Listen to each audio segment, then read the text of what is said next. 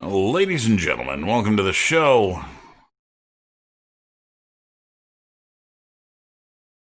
I'm going to be plugging away here on my little project. I've made, again, a little bit of headway. Nothing overly dramatic from the last time it was seen. But headway nonetheless. Jesus.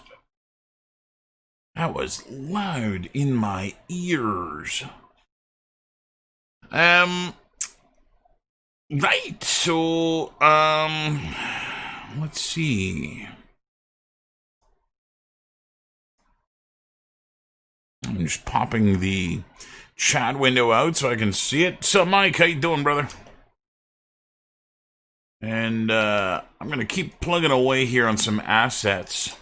And in a moment, when I get back into my world, I will give the grand tour of everything that I've done here in the last couple of days on this. I gotta get rid of those end guns, and I'm not real keen on long, skinny tries. Where's my door?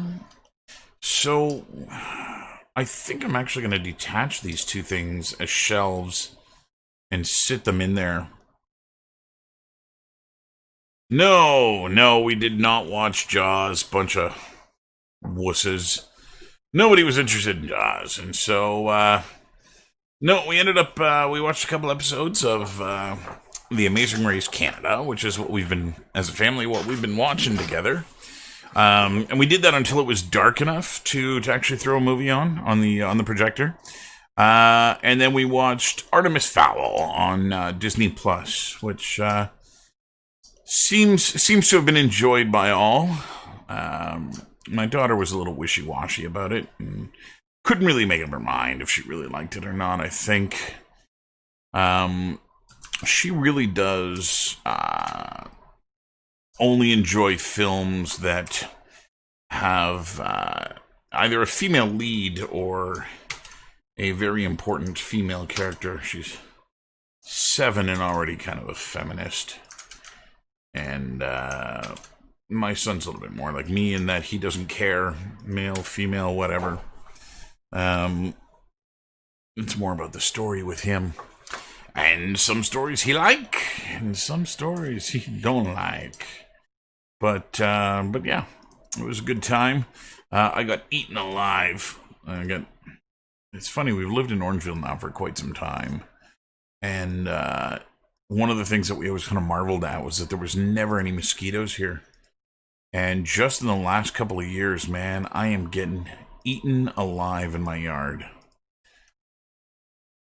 And so, there's that. I'm going to try to listen to music here and see if this works. So now that my wife is done teaching for the year, I managed to wrangle my headphones back from her desk, and so I've got now my own headphones, which are much better at maintaining the sound. What am I seeing here? Oh, that's why. Of keeping the sound against my ear, and my microphone's not picking it up. So I've got a noise suppression on the microphone, and I've got tunes on in my ears. So apologies if I break out into song. Up north, you guys have mosquitoes the size of eagles. Yeah. Yeah, they suck a bunch here. Okay, I think I'm going to alter a couple of these guys. And I'm going to point them up here.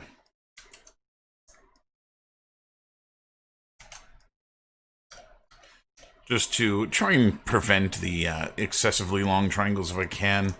And I can even remove these two edges because those are quads. And the other side is going to be fine. So in removing those shelves, making them separate elements, it's kind of a twofold reason for doing this. Again, I'm building this object intact right now, like I'm building the brand new version of this thing. But the goal is to mess it up, right? And so I want to, have the doors hanging off it, and I want to have the shelves kind of in a state of disarray, which hopefully will lead to this looking a little bit better in the basement. I might treat this as a little bit of a hero prop in the basement to, let's see, symmetry. And I gotta close these things off if I'm gonna be moving them.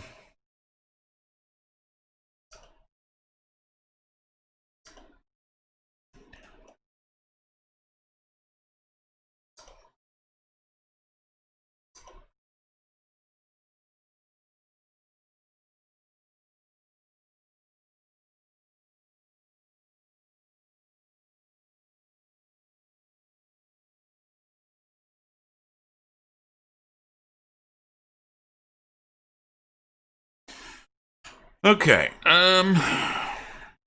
so I think those are good. I don't think I need another shelf up high. I'm gonna move this one. Just try and even the space out a little bit more. Again, I'm gonna mess this thing up, so I'm not overly concerned about where the shelves are just yet. Okay, that's good. That's gonna get glass. I'm gonna want to put some shelves inside of there. Okay, I think we're good. I'm gonna do a check for my engons and see what we find. Alright, you don't work.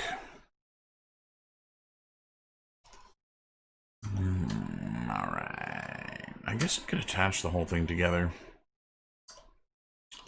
Okay, so this is top.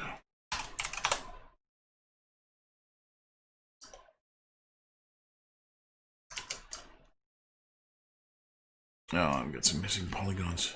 I think I'm going to reduce this curl to... How round is this? 6 inches? 1, 2, 3, 4, 5, 6. Yeah, you know what? I think it's fine.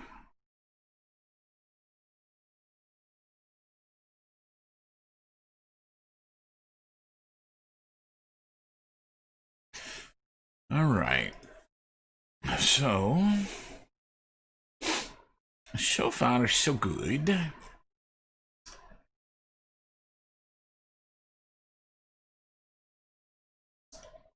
So let's go and close this off.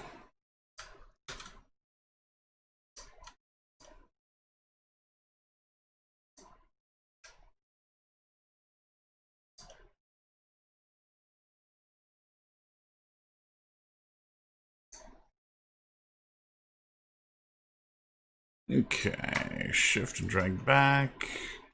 Put it in Y. I think I've got this at -9. No, that's 90. -9. No, it's not -9. Is it 0? It's 0.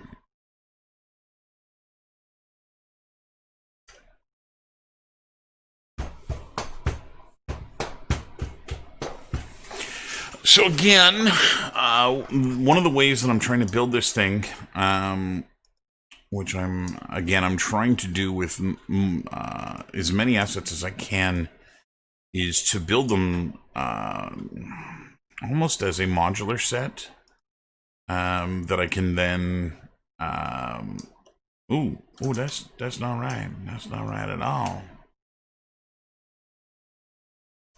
The goal is to be able to try and reuse as many of these assets as I can. No, not bridge, cap. And then I'll close off everything here. And I want to be able to reuse these assets because I need to clutter the basement. As cluttered as I can get it. And that is going to work best if I reuse assets, because then I won't spend an eternity trying to model things and get it done. You know, I can just place things here and there across the environment. So we are going to go, let's see, from here to here, and from here and here to there. It's just the back, and I'm not overly concerned about what it looks like. And I'll do down here.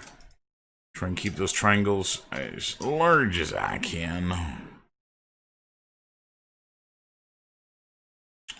Wait, what?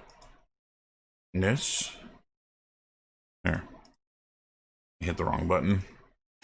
So now I'm at a point in 3ds Max here where every time I hit convert to editable poly, the soft selection opens up and edit geometry closes down. And I haven't been able to figure out why that happens. It's annoying as all hell. Right now it's being chalked up to Max being Max. So I'm trying to keep this in chunks here for baking purposes. So this is open at the back still.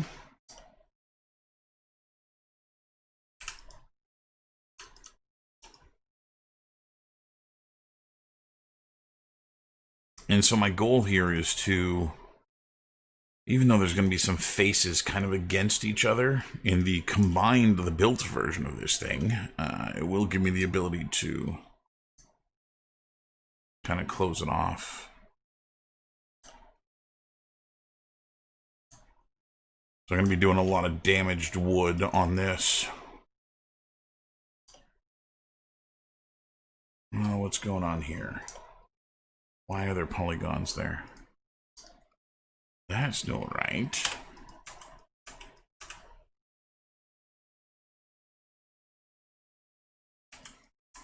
Maya would have had a hissy fit at that. And that vertex can get welded.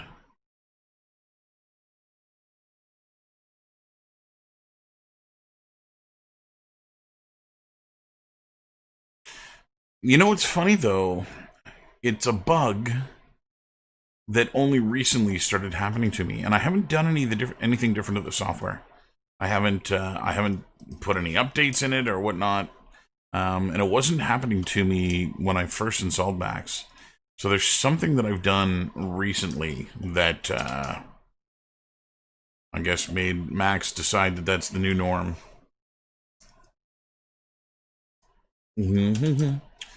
Okay, let's look for n-gons on this sucker. Greater than 4. What? Oh, yeah, but of course. But of course you are an n-gon. Top. Actually, I think they're all called top at the moment. Let's try this again. No n-gons. Okay, so those are going to be shelves. No. This. Shelves. And then the base. And we got door, handle, and drawer. Drawer face. Door. Door handle. So the door handle is going to get copied and put on the upper door as well. So I only need one instance of that. Oh, I want to close the bottom.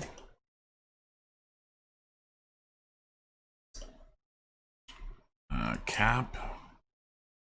Okay, what have I got edgewise here? Not pleased with that one edge.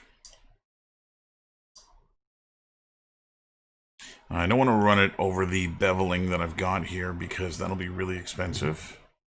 And so I think what I'm going to do is go corner, center, corner, center, corner. And remove the central edge. Okay, and that should give me just one vertex connection down the middle.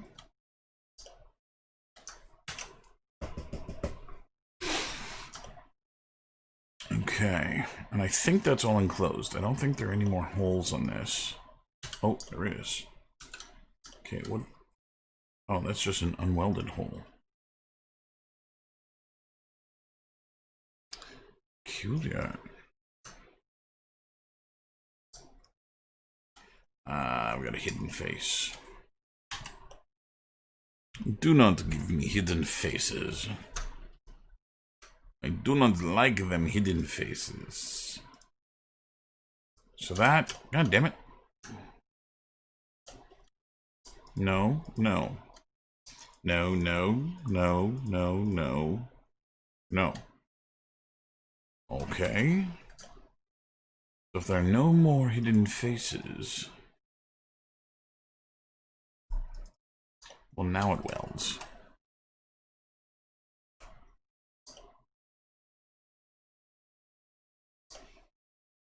Yeah, there's nothing wrong with triangles, dude. All geometry is triangles. That edge is unnecessary.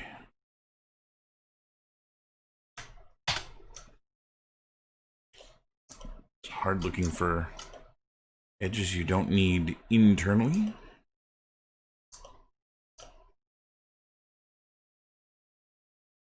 So that's the one that gets generated by the symmetry line. This one. But it's not actually necessary. Okay, so one last check with the borders here. Make sure that this is... God damn it. Why are you open? Polygon. 1, 2... Yeah, again. This is what happens when you cap things too quickly without paying attention to what it is that you're doing.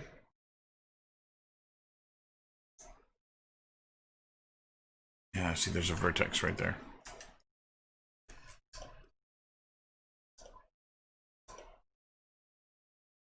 Don't need that.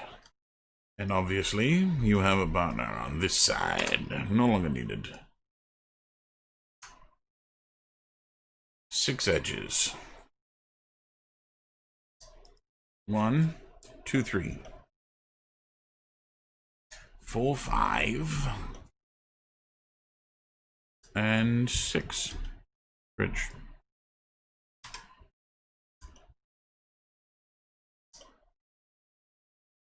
No, dude, triangles are what geometry is made out of.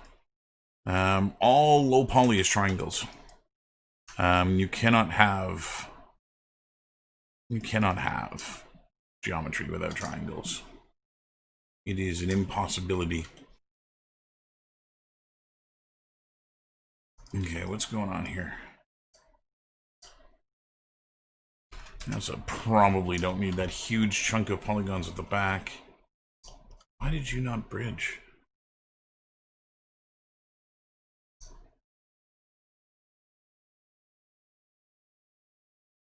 Oh, are they welded down the middle? That's what did it. They're welded down the middle. Okay. Well, in that case, weld them all down the middle. And get rid of all the edges. Let's grab that border and cap it. Then grab all the edges and remove them. Same here. Whoa, hee hee. And I'll try to close this off here. You know what? There's a really big misconception that triangles are bad and that you shouldn't have triangles.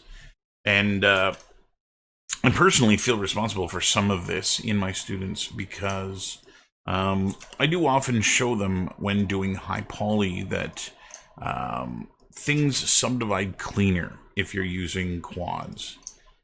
You'll end up with much cleaner topology that way, much cleaner end result that way. But that's in the high poly. When it comes to your low, everything is automatically triangles. Like that's how game engines do their thing. A triangle is always planar, right? So any vertex that you move in a triangle, the triangle is still only pointing in a single direction. But if you do that on a quad, if you move any vertex from a quad, the quad distorts and bends and moves on all over, and that ends up resulting in a face that is not planar, meaning you can't do reflections or lighting or anything on it that you need for rendering. And so there's a little bit of a misunderstanding there. But yeah, everything is triangles. When you go to Unreal, here I am in my world here again. And if I go from lit to wireframe, you're going to see that there are no quads. Nothing in Unreal has a quad. Everything is tris. And it's just how geometry rolls, right? That is how 3D works.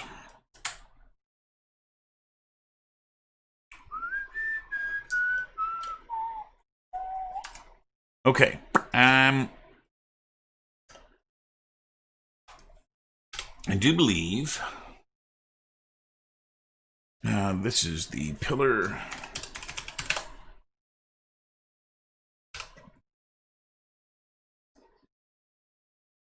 Is this the door or the door? Yeah, that's the door. Oh, it's the door and the door glass. So, apparently not. Ungroup. I can't ungroup you. Okay. Something funny going on here. Let me see if it's just material.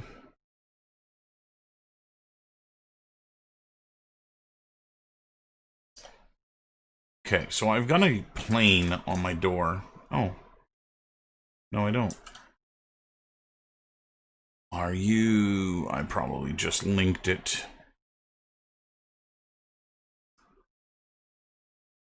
Indeed. Okay. Top door, and then this one is the top door glass.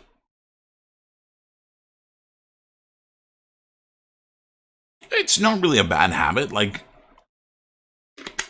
you absolutely can just use quads in everything that you model. Like, when you export, it's all going to get triangulated anyway. But what you're going to find is that if you just don't triangle, that you're going to end up with meshes that are higher poly than they need to be. Right? With triangles, you can actually reduce things down, which makes them a little bit easier to do, right? If I go and look at some of these meshes here, like this stuff here, where I've all triangulated this at the back, like, in order to keep this all quads, you end up needing, you know, a ton, 20, 30 quads here to keep that. Just triangulate it off. No one will ever notice it. Okay, so there is my hutch.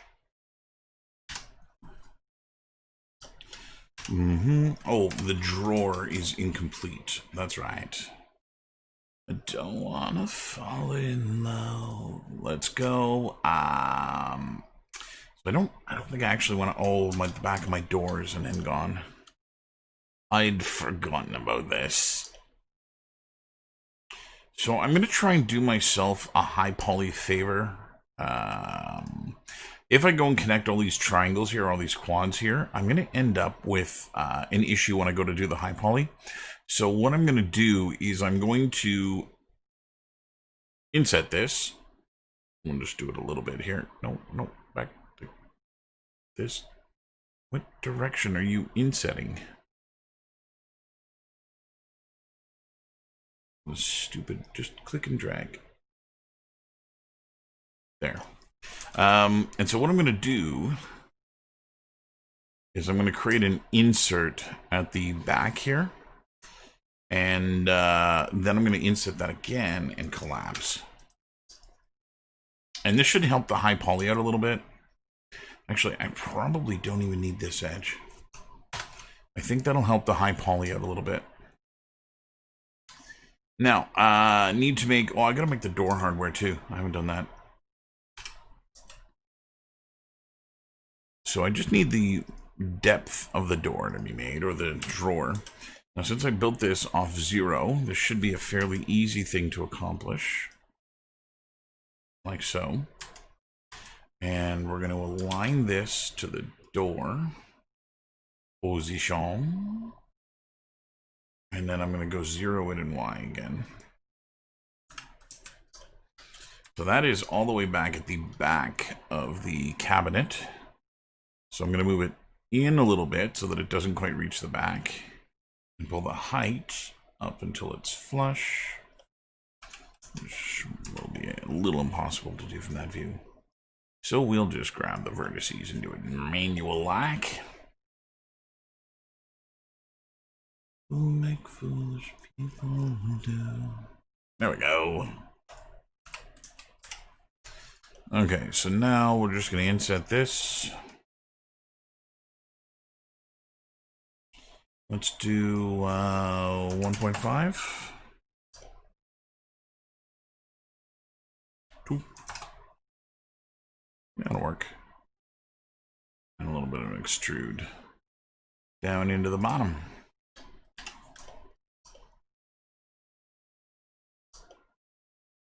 And there we have the inner drawer. Now you notice the inner drawer is separate from the drawer face. 2 reasons. A, that's actually how drawers are made. But B, it's going to allow me to actually break one of the drawers and have the face hanging off of it by keeping them separate like this. So there's the inner drawer inside this thing, which is good. So I'm gonna make you know what? I'm gonna make more than one door, more than one drawer. I need some drawer hardware.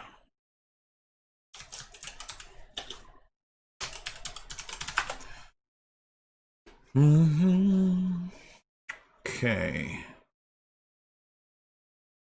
It's the handle I'm interested in.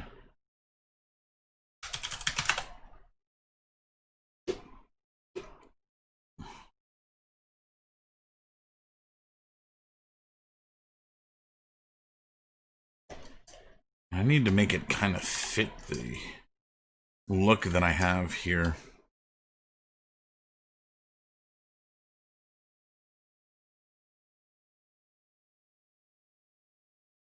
Okay, I think I'm just going to go really simple with it. Let's do this. I'm going to isolate the drawer, go to my top view, and I'm going to reuse the hardware style that I've got in my bathroom. It's really, really simple, but I think it's going to give me the effect that I'm after. It'll be fairly low poly, which is good.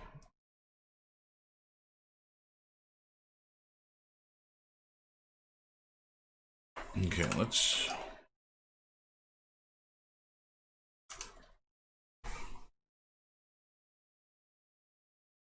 If you were making wires for an asset, would you bother baking a high poly on a cylinder or just give it more polys? More polys. Cylinders don't bake really well. And if you're doing any kind of wiring that has like curvature and bends and stuff like that, there's no point, man. Just give it a smooth normal map. Normal the detail on the wire, don't normal the wire. That allows you to tile the texture over the entire length of the wire, and you don't have to worry about anything else at that point.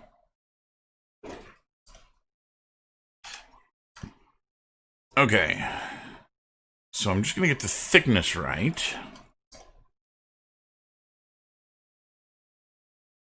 Bum, bum, bum, bum. Let's convert this to a spline.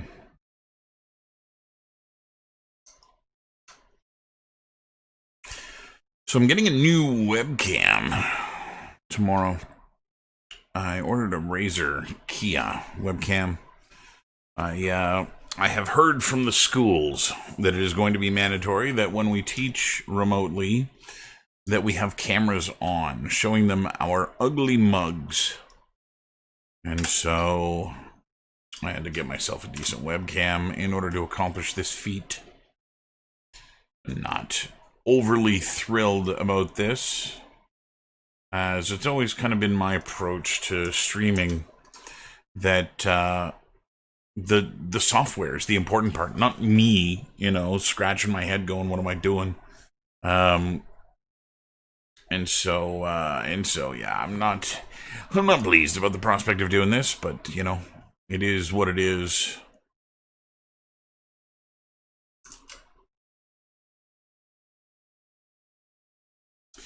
Okay, so I've got a new plan here. I'm going to try and make the design a little bit more interesting. Convert this to an editable poly. We're going to run a mirror here, which I'll convert to an editable poly. And then we'll bring this in. And we'll mirror it again.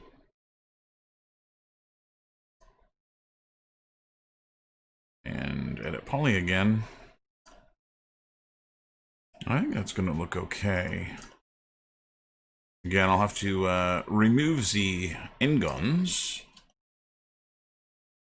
And everything else is quadded beautifully, so that's gonna be nice. So I'll just run my connections through here.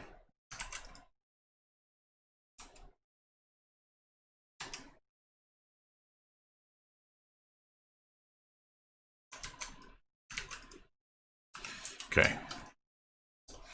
Now we'll just find the center point of the door.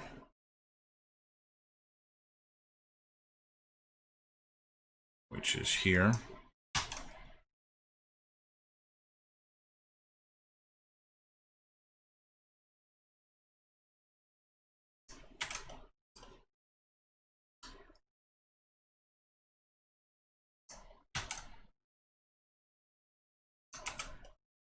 Okay.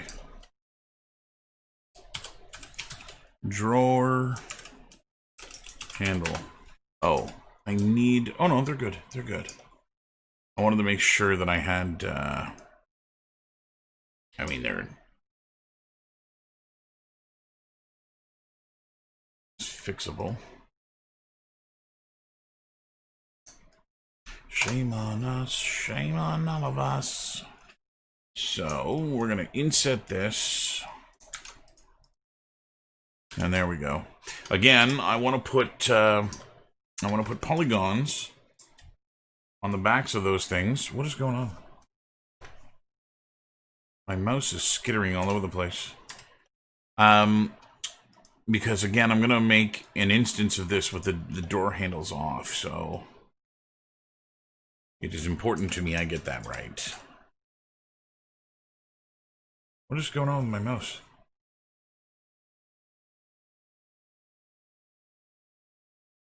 I'm just looking for where my stylus is. Make sure I didn't leave it on my tablet.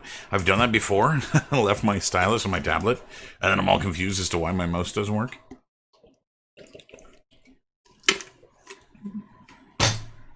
All right. Okay, so that's going to work. And that's going to be duplicated up here. Base door, door glass, door handle, drawer face, drawer handle, inner drawer, pillar, shelf, top door. Okay, what is this? The actual top. We'll call this upper. And these are shelves, yeah? Yeah, that is right, shelves.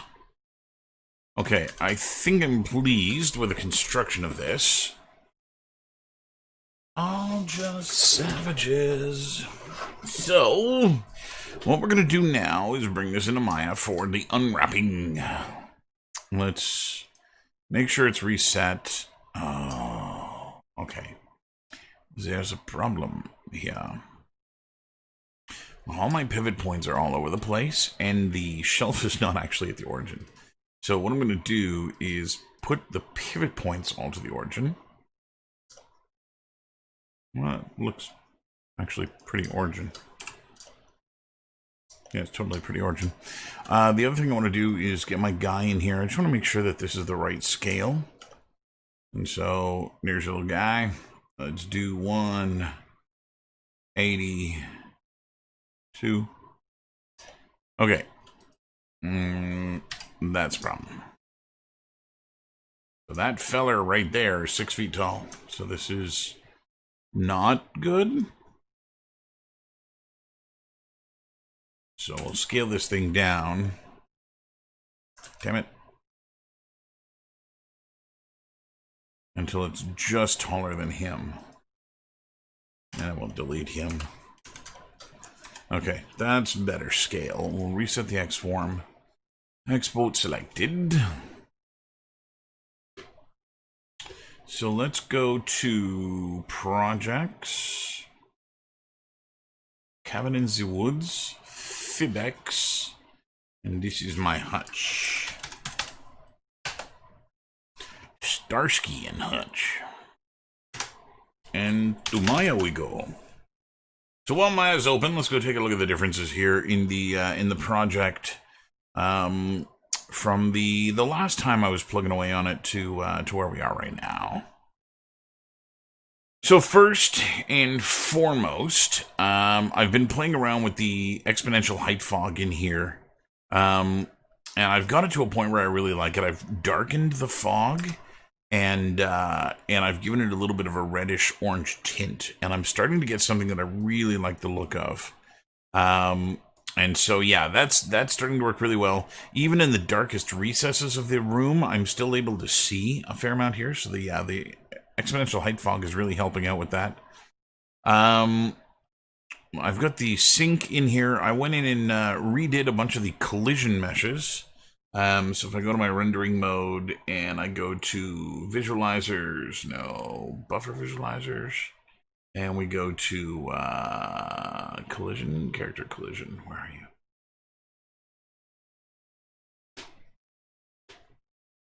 My collision's not here. Where am I going?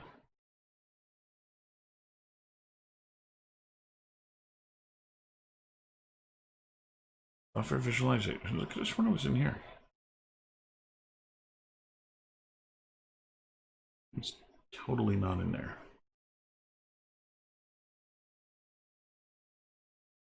Oh, there it is. Player collision. Duh.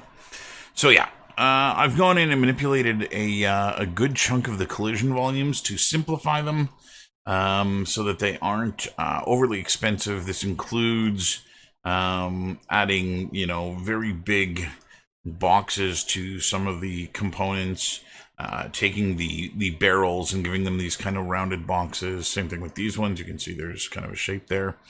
The collision on the tarp is always going to be 1-to-1 like this because it's got fabric on it, and so I'm not going to be able to edit that. You can now actually go up the stairs, and you can turn the corner, and you can go up those stairs, though there is nothing up here. I am going to put a door here. And my goal is to actually have the door just closed so we don't see it. And then, yeah, collision here, collision there for the chair. And yeah, very, very simplified collision. This is a problem here. This collision here is on a shelf or a bench that I've got rolled over. And the problem with that collision is that it's actually just a ramp you can walk up. And so I'm actually going to have to put a collision volume in here to stop the player from doing that, from ramping up that object. And then over in the far side of the world, over here, I've started adding some decals of kind of floor gunge.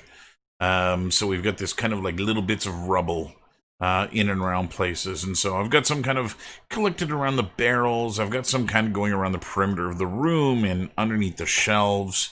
And I've kind of run that, all over the place here.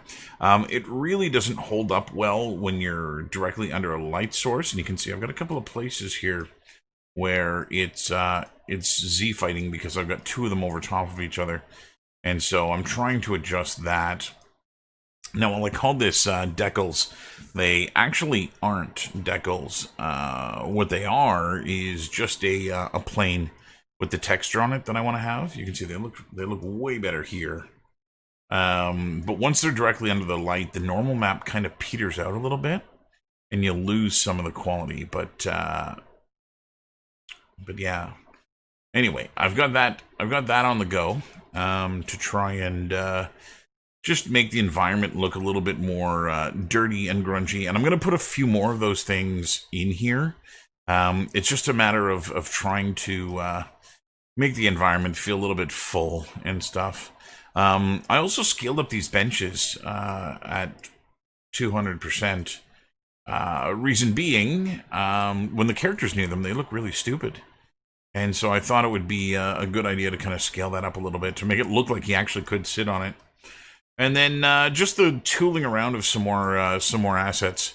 So I took the second door that I've got kind of folded in behind this one, and I just rotated it so it wasn't completely obvious that they're the exact same mesh, which I think is a good idea. And then I kind of just shuffled a few things around, and so it's definitely starting to come together. And if I go and hit play here, I'm at a point now where I'm actually quite happy with the lighting and what's going on in here. I've got a few lights, and the environment, like, it's still, I can still see everywhere in the environment. Like, there's nowhere that I can go. Let's see if we can walk up this. Yeah, see, that's the problem. We shouldn't be able to do that. And there's a few places where I can do that. You know, I don't want to be able to stand on these things either, so we're gonna play around with a collision on a few of these assets here to prevent that from happening. But yeah, it's starting to come together. I've still got a lot of cobwebs to put in, but it's at the point where, like, the main structure of the room is kind of complete with all the shelves and everything. I still want to build a broken shelf to put in here in a couple of places. The majority of them are going to be intact, however. And so it's kind of just a matter now of filling in some junk. And I thought I might, if I've got time down the road here, while I'm trying to fill up the room and make it, like, full of garbage and crud and stuff, I may take one of my cars from the mask project, and I may take that and actually disassemble it and put pieces of car everywhere, which I think would read really well as well. And so, anyway, that's kind of where I am with this. And so, yeah, it's been a long road to get to this point. And again, I can go all the way up the stairs now, which, again, I'm going to have a door here, so you're never going to be able to get this far. And actually, I may put some stuff on the stairs to prevent you from going up the stairs. But it's definitely starting to kind of come together. I had an idea with these oil barrels too. So I can go all the way up here too. Oh, I'm stuck. Excuse me, holy crap. That sneeze came out of nowhere. So I had an idea with these oil barrels that are here that I might put a puddle around them of something. I haven't decided what, but I thought that might look pretty gross. And Ian actually commented the other day that what might look cool on here is if I were to put some jump scares in. So just a few trigger volumes with environmental things that happen. So, like, you know, something on a shelf that when you walk by, it falls off the shelf. Or, you know, a shovel leaning up against something, and as you walk by, that shovel falls over. And so I may end up doing something like that too. But anyway, that's where that is. And for anyone who hasn't seen the menu system, the intro level, I have made, save everything. I have made a lot of changes to the menu system, and again, I'm at a point now where I'm pretty pleased with the structure of that as well.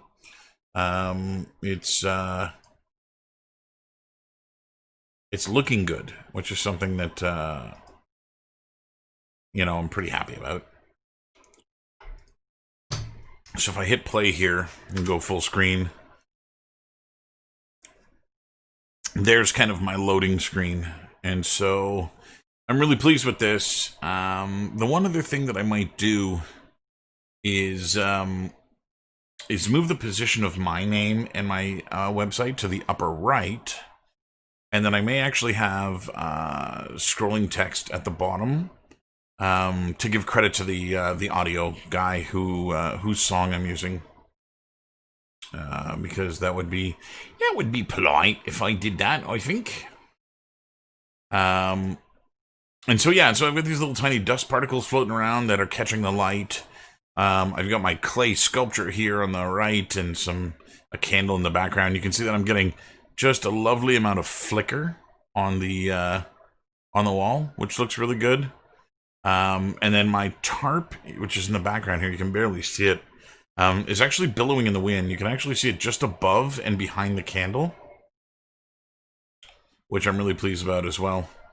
And I've got my font set up so that this works correctly. And then the play button. And then we boot in. So I've still got some transitional stuff that I want to do. But I'm definitely really pleased with the way that that's working.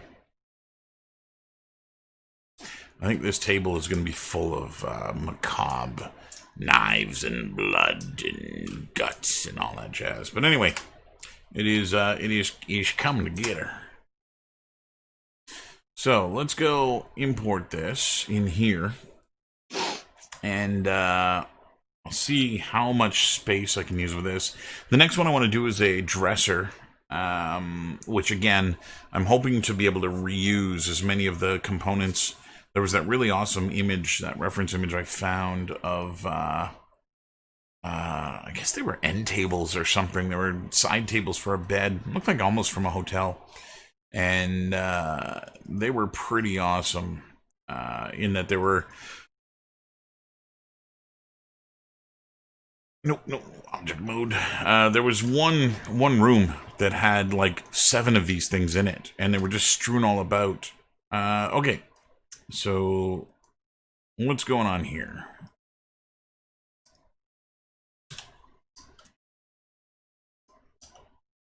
So it looks like my polys are inverted. So let's go mesh display and reverse. Nope. Mesh display, reverse. So they're not inside out. Back to max. And there's no materials on anything. Let's run an STL check.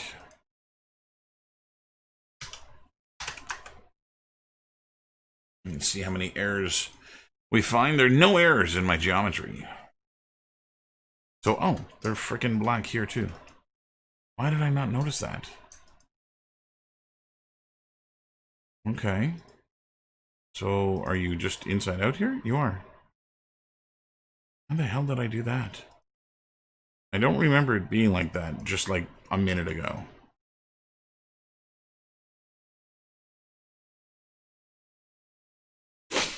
Yeah, I'm not really sure what happened. But I must have flipped these somehow.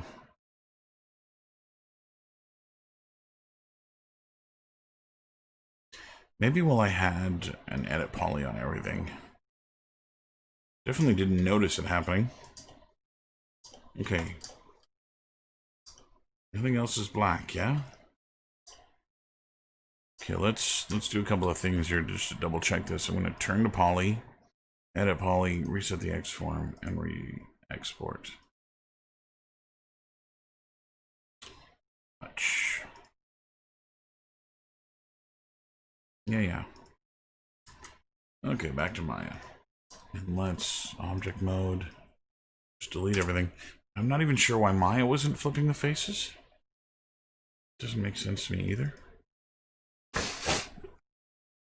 Okay, so completely put back together. Now I'm gonna cheat one of these assets here, which is the glass that's in the upper door. And the way that I'm gonna cheat this is that I'm not gonna use any transparency on it. I'm gonna make the dust or the level of dust and dirt on the glass such that you can't see through it. And I'm gonna do that for a couple of reasons. A, I don't want to have just one material for the glass. That would be stupid. That would be nowhere near as stupid as having transparency on this entire asset, so I'm not doing that either. And I don't think you're going to gain anything from being able to see through this tiny little area, especially since my goal is to break the doors off and actually have them kind of strewn about. So for that reason, I'm not going to bother with that. So, to UVing. Go in here. Oh yeah, this is what happens when you use splines. So we'll just planar map this. Go zoom in on it. Ooh. What's going on there? Okay, this guy is full of holes. Yeah. Okay. Let's go to object mode and just do this. Edit mesh, merge. And we'll just bring the value up a little bit. Let's try another planar projection on this. That's better.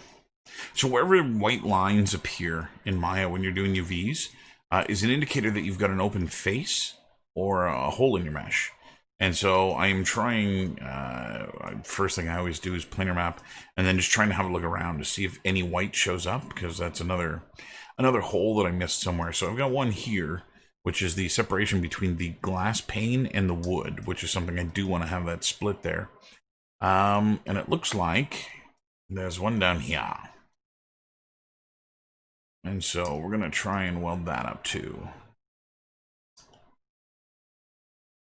So we have 144, edit mesh, merge, 140. So that should, if I planar map again, those white areas go away. So it just allows me to see some of the bits and pieces that I miss while I'm modeling. A lot of times I go as fast as I can while I model, trying to get it done. And on occasion, you miss some things, and so this is kind of a way of doing that. Okay, so I'm going to go and try and do some auto seaming on here. We're going to see how well this works. Modify, no, cut, so auto seams, and cut, automatic. Let's do 45, no, 1. Let's do here. Let's do 0.45. There we go. So apply. Okay, so there's some non-manifold geo in my mesh, which, to be honest, I'm not surprised.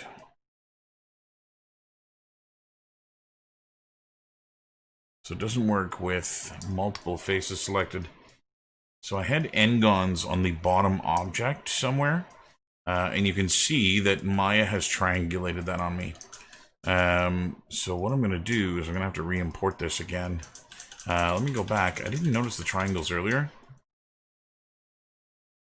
Yeah, they're totally triangles there. So somewhere on this mesh, I left n-gons, and that's not going to work for me. So we're going to go back to max and see if we can find them.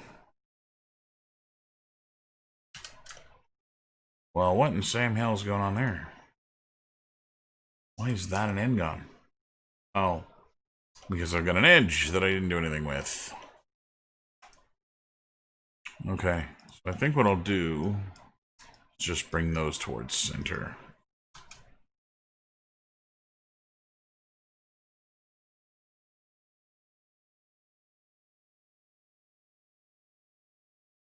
Almost home. Okay, and then there was another one at the back here. So what's going... There's one all the way... Oh, I didn't close any of that off.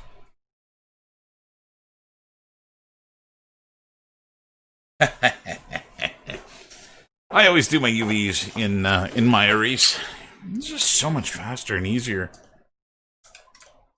Fast and easier is not just how you make a cake. It's how you UV things, too. So what's going on here? What the hell? That should go up there. And that should go up there. That should go up there. And I can obviously see what broke here.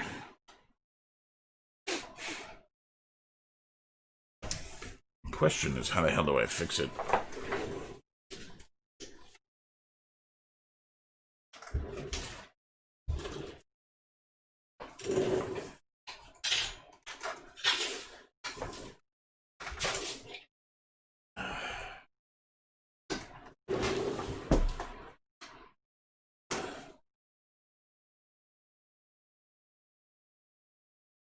Yeah, I hear ya. Max's stuff is garbage.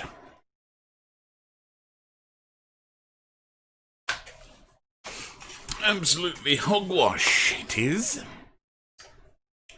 Okay. So I think what I'm going to do here is actually remove this edge all the way around. It's a little too close to the thing here to actually be doing anything. And it'll allow me to quad this without much issue. Like so. And then these guys are going to go.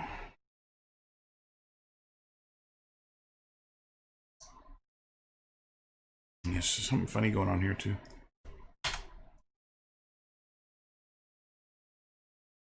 Okay, so back over.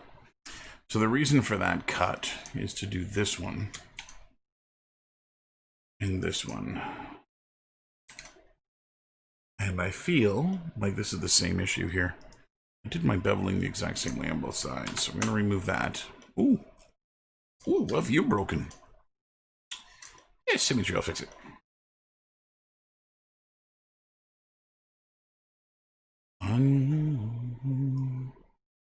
Okay. Quad. There. Now, did that face get flipped on me while I was... Nope.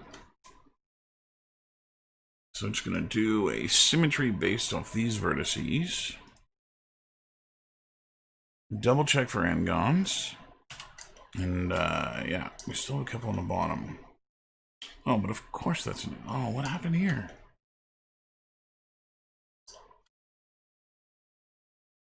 That edge shouldn't be there.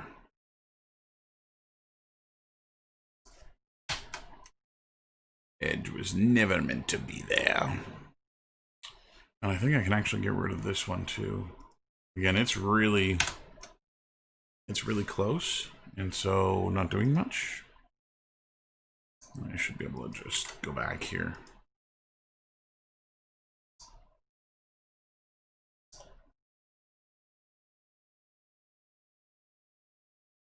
Yeah, that's okay.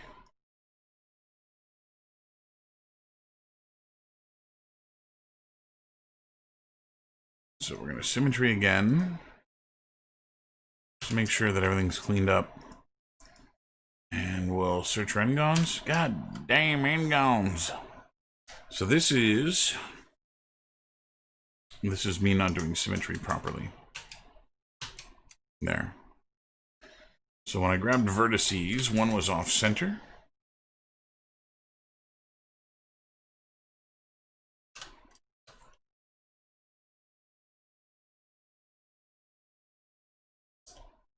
Okay. Did something wonky happen here? No, that's just my triangulation.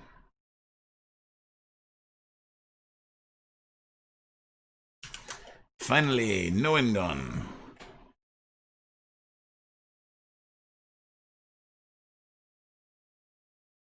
Now, the meshes that were fixed in Maya need to be fixed here too. That's a fairly quick fix. That was that one.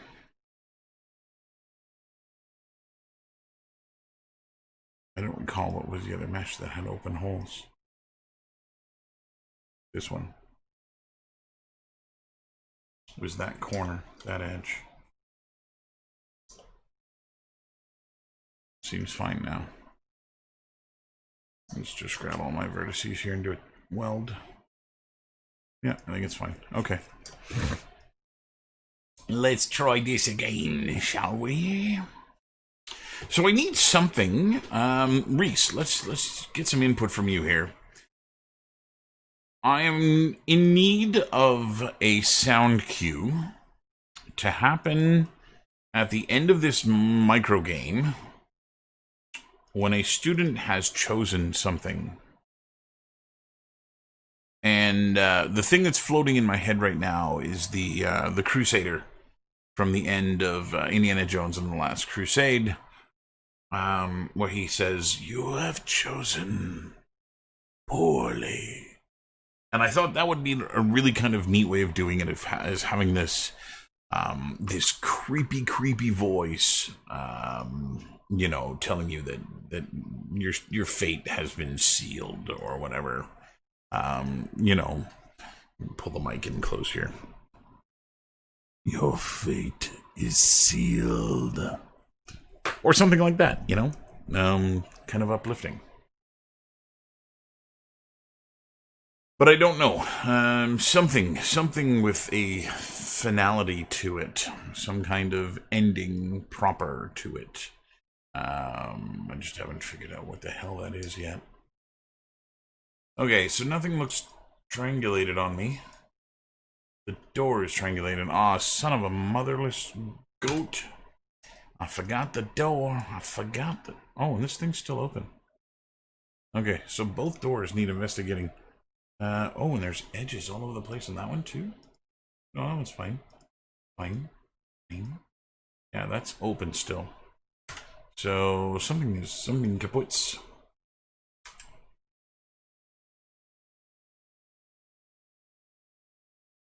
Let's go here. So I didn't do anything on the back of this door like I did the other door. So we're just going to inset this same way I did the other one. Just inset it and collapse. Get rid of that end-gon. And this should be end-gon free now, which it appears to be. I also noticed I have it misplaced in the entryway here. But yeah, I'm just thinking of something, kind of. I want it to be kind of creepy. It's going to be the last thing that they hear, and so it'd be nice if it was something of interest, something of note. Okay, give me a second, guys. I'm going to grab some water, and I'll be back in just a minute.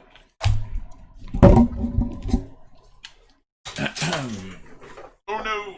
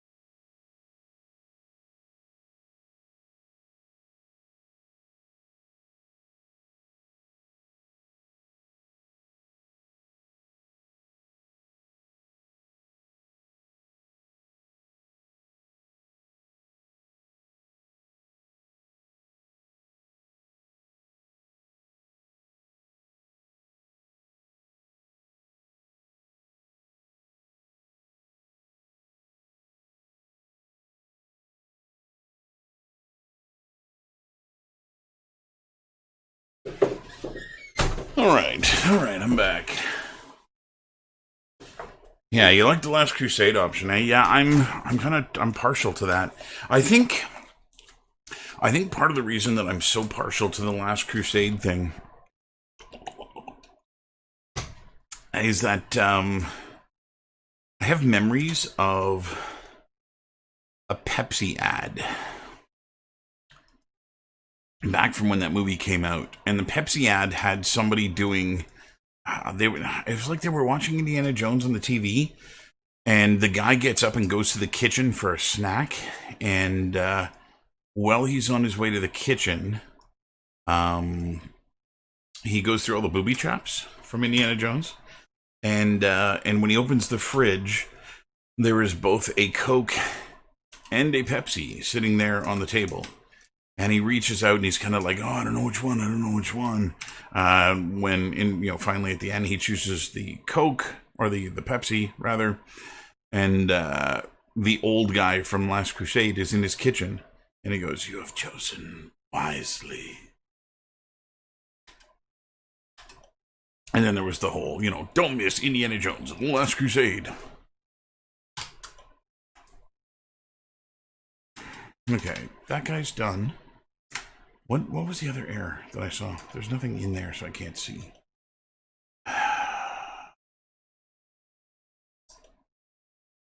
Okay.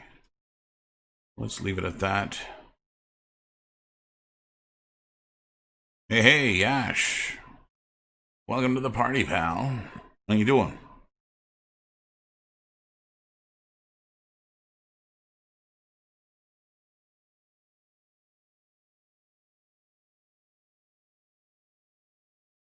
How are things, my brother? Okay, I'm seeing no triangulation, which is an indication that nothing had an n-gon on it, or there were no n-gons on anything, which is good. I'm going to go to polygonal. It was dyed code, was it? Nah, that was it. It was something. You have chosen wisely. I'm good, brother. I'm good. I'm plugging away. I'm anxious to get this thing done. I wanna move on to my stuff again. This has been a fun project, but let me tell you, man, I'm running out of steam to want to make this thing. Cancel. Okay, so there's non-manifold geometry on this thing that would be worth finding. So let's go to mesh, cleanup, and we're going to make sure that you are on select non-manifold, non-manifold, apply, and what did you find? There is something in here selected. Oh, it's the door. It's vertices. There's something wrong with the door. Okay, control vertices. 31. Let's do the math. 2, 4, 6. Should be 24. Edit mesh. Merge. And then we have it. 24. 24. Okay. So, let me try my non-manifold again. Ooh, 28 faces selected this time. What's the deal with the door, man?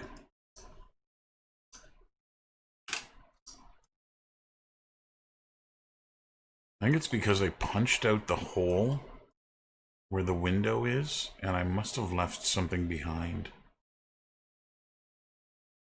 But for the life of me, I can't see now. 6, 6, 6, 6. So that's right. Faces. We've got... Oh, wait, hold on. Hold on a tick. Is it going right through the top? No. Okay. Actually, I should be able to see this better looking down the top here.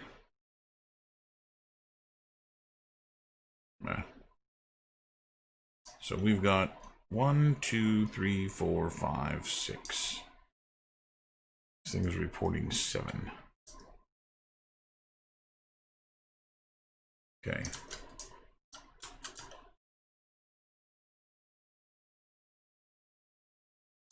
Seven faces, 7 faces, 7 faces. And 7 faces, so why are you non-manifold? What am I missing? Speak to me, Maya. Speak. Edges. 7. 6 edges. Wait, what? 1, 2, 3, 4, 5, 6. Where's number 7? I have a hidden face. There are only 6. Round. We'll do it this way. Here, around. Here, around. Here, around. Here, around. And finally, the back.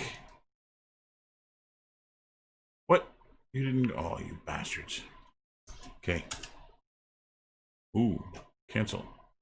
Undo. Control-Shift-I. Okay. And then I'm going to deselect these. And I have 2 faces selected. Where are you, 2-Face?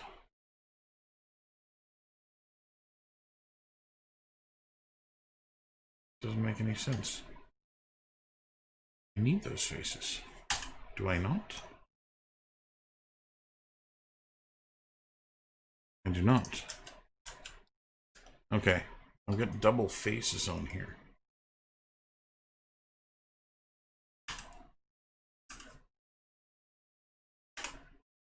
I'm going to delete one face all the way around.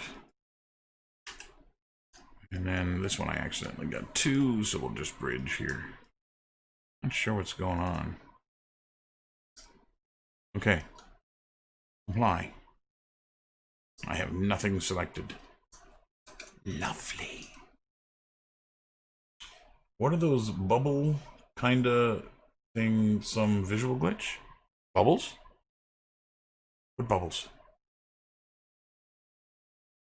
You see bubbles? How do you see bubbles?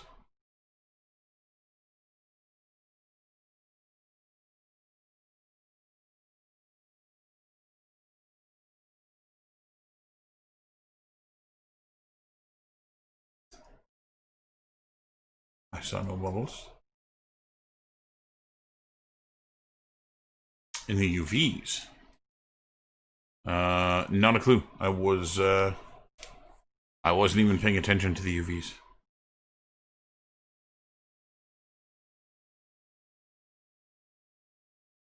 The side geo?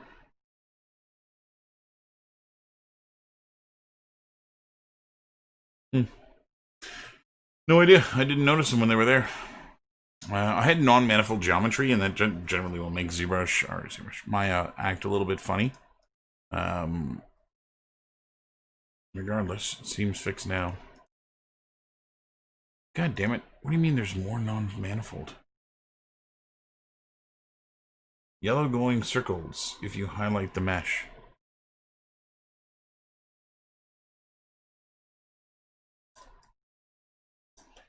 I see no yellow circles. Where the fuck are you seeing circles?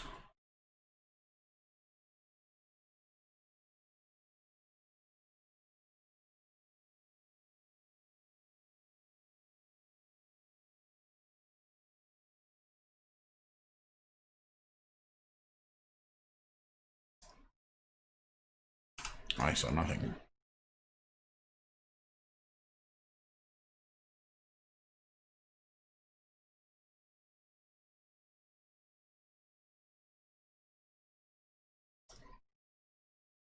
Okay, so I'm not gonna do that. I think I'm just stupid. Yeah, I don't know what you guys were seeing. I didn't notice it when it was on screen.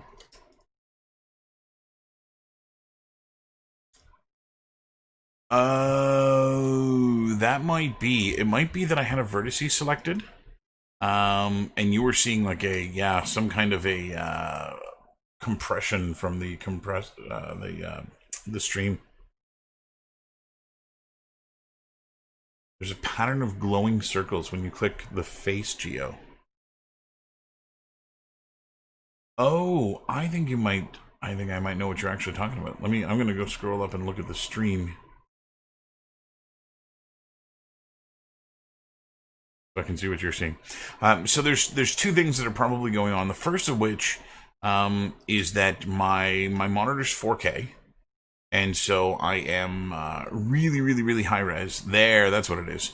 So I'm really high res, and what you see in Maya when you see this being selected like this is it's dithered, and the dithering doesn't scale properly. So let me see if I can show you what this is. Let me go here, file, new. Yeah, I'll do it from the clipboard and paste. And what's going on here up close is dithering, meaning you're not seeing a color even though you think you are. And so when you zoom in up close, you can see that when a face gets highlighted, it's not actually being highlighted. They're overlaying a pattern on top of it. This is called dithering, and it's something that is cheaper than transparency. And that cheaper than transparency makes it really useful. You're going to see this in a lot of Nintendo games. Let's see if I can find an image of it. If you look at any game with transparency on it on a Nintendo, because the Nintendo sucks and it is a very terrible system, you're going to see that there is dithering when they do transparency. And the reason for that is that transparency is too expensive for a Switch to do. Switch can barely render anything. And so what they do is they fool your eye into seeing transparency by just making every other pixel completely transparent. So they essentially just don't render it. And because you're seeing a pixel and missing a pixel and seeing a pixel and missing a pixel, what you end up with is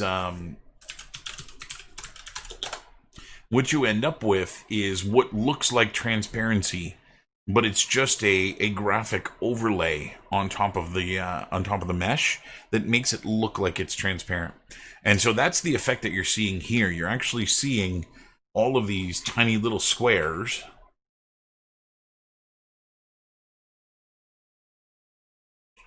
You sent it to me, Reese?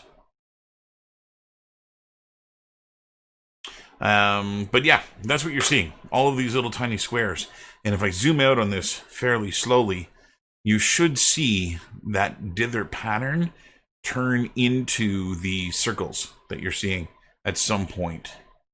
It's 1730, 1570, 1430, 1300, 1180. That's percentages I'm calling out.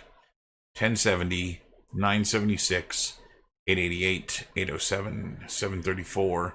And at some point, as I scroll out here, 606, 551. So I can actually, on my 4K monitor, at this resolution, 551%, I see a pattern appear in the dithering.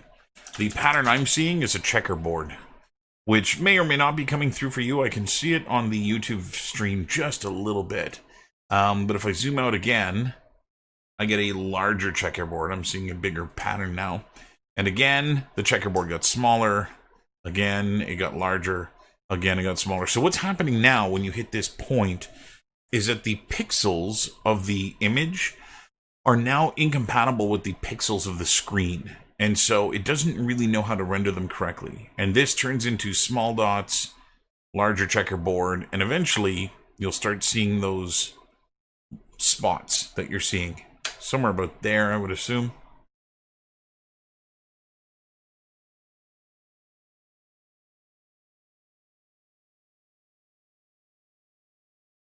Yep. Yeah, that's exactly what I predicted, Reese, in that image. And so yeah, so what you're seeing is dithering. It's a cheapened form of transparency, which is how Maya does its selection stuff. Max just colors the faces red. Maya uses this dithering on here, where it just colors every other pixel. this kind of orangey color. And so, yeah, that's what you're seeing. It is a scaling of, an artifact that is making that happen.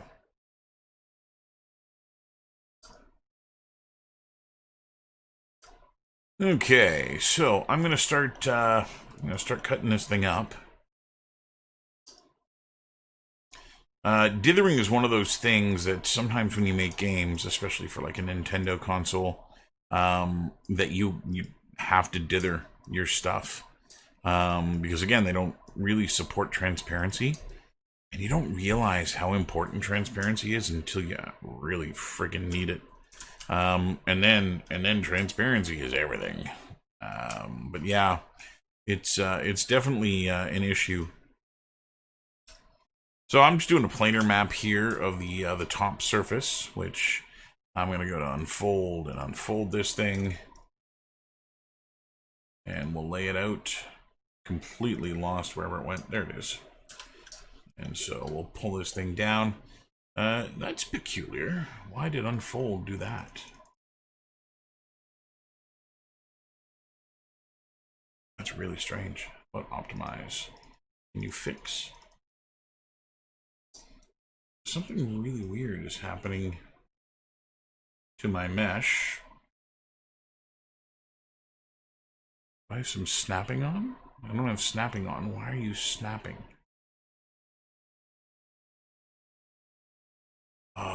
There's a shortcut. I've done this before.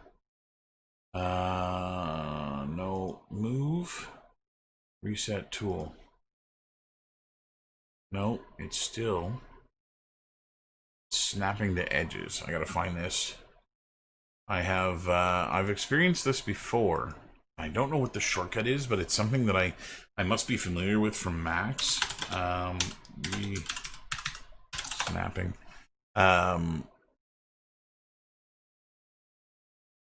And I don't know what to do this.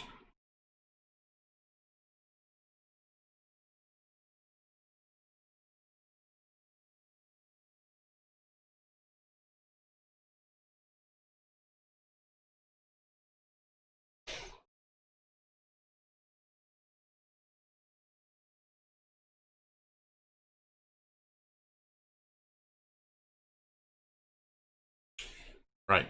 It's in the move tool. And there is a snap setting in here. Where are you? It's a bug in Maya. And I've experienced this before. Snap, relative, off. And that should... Nope. Still there. Grid display. Textures. Wireframe. Let's do absolute. And then let me move it. Okay. On. Move. Off. God damn it.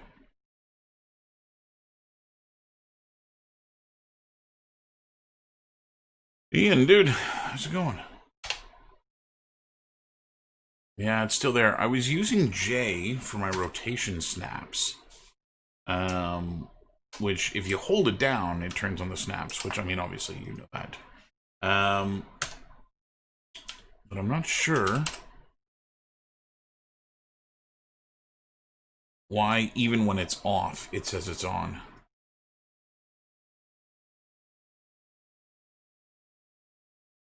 No, I'm trying to get rid of snap. Snap is turned on, even though I want it off. And I haven't been able to figure out why that is the case. And it seems to happen in Maya quite frequently. I know there's a shortcut that I'm hitting that's doing this. What's this point? Yeah, that's not helpful. Long normals. This. Yeah, I think it's not just reopen. It's on. Off. Yeah, it's not just that. It's a preference file in Maya that needs to be removed. Now I did a bunch of cleanup on this, so I might as well export it. And we'll switch this to FBX. There it is. Export selection. I might as well go and overwrite this guy. Touch. You know what I might do? I might try doing a basic unwrap and max. I've been having a lot of weird Maya to max, max to Maya issues as of late. And I don't know what's causing them.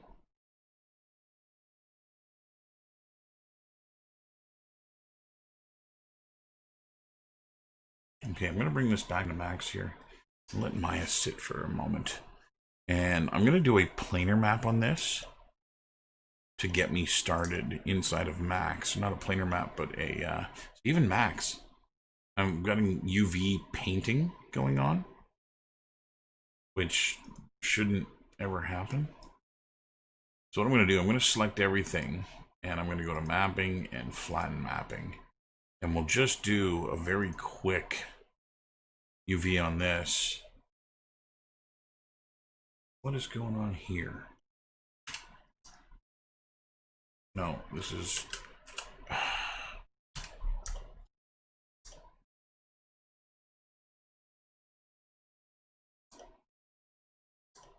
It's that guy, okay. So even max hacking, it put polygons on top of each other, which it's not supposed to be able to do. I think most of the UVs are actually pretty decent on this with just a flattened map. But what I'll do is I'll just go and do the other ones. Alright, dude. We'll see you in a bit. Okay, so let's... Maya. Let's see what we get.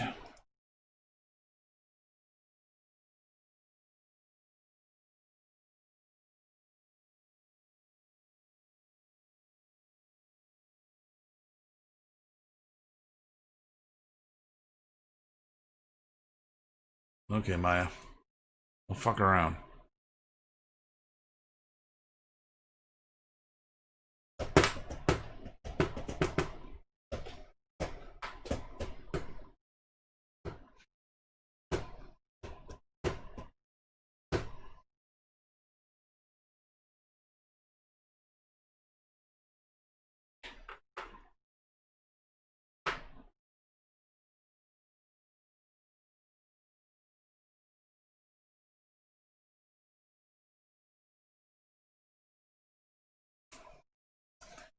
Okay, let's see if this is any better. What?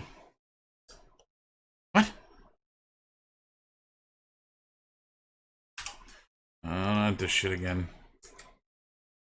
Okay, max. Getting performance issues in max. File, export selected. Hutch, yes. The export is complete.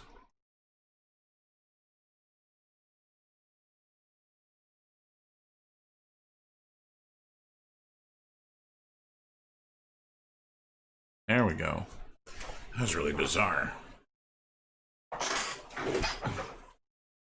Okay.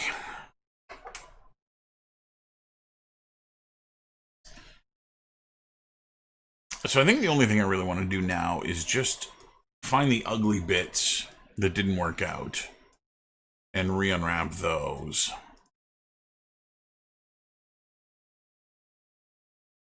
So I think if I were to go and planar map these things,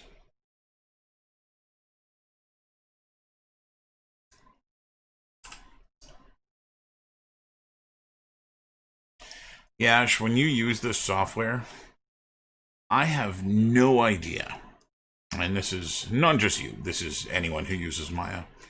I have no idea how you keep from accidentally moving things with the middle mouse button when you use the middle mouse button all the time. It's funny because I started off in Maya, and I have no memory of ever that being an issue. But after being in 3ds Max and getting used to the interface there, I can't stop accidentally shifting polygons on my model by middle mouse buttoning all over the place.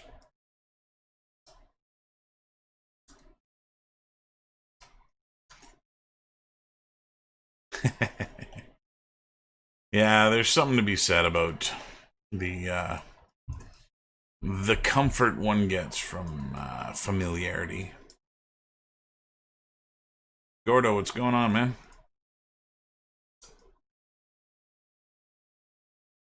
How's the little James Bond room thing going?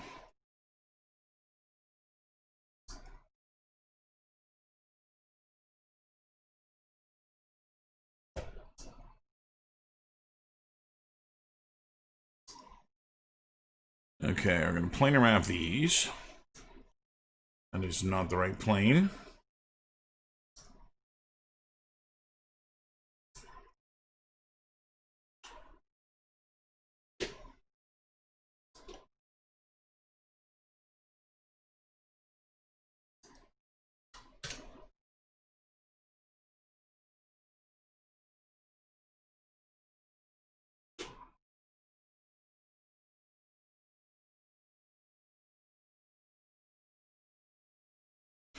Oh yeah, I totally forgot you have your room upstairs. I I don't upstairs. That's the bad place. No, no. See, I have my studio in the basement, and there are no windows in my basement in my studio. And 3 of my 4 walls from my studio are actually against the earth, the cold, dead earth. And so, yeah, no, I don't suffer from that at all. I tell you, man, when we were house shopping, and I saw this room, like I was okay with the house. It was a fairly nice house, but it was seeing this room that I was like, that's it, that's our fucking house. We're buying this. Um, that was the one that I knew this was going to be where I lived, because it's absolutely like it's everything that I wanted.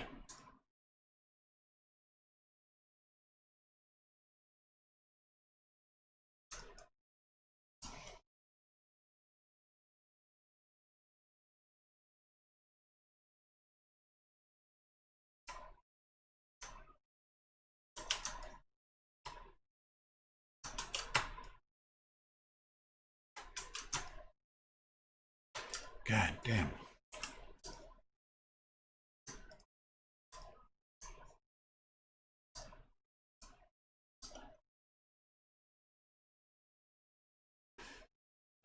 Planar that. Unfold that.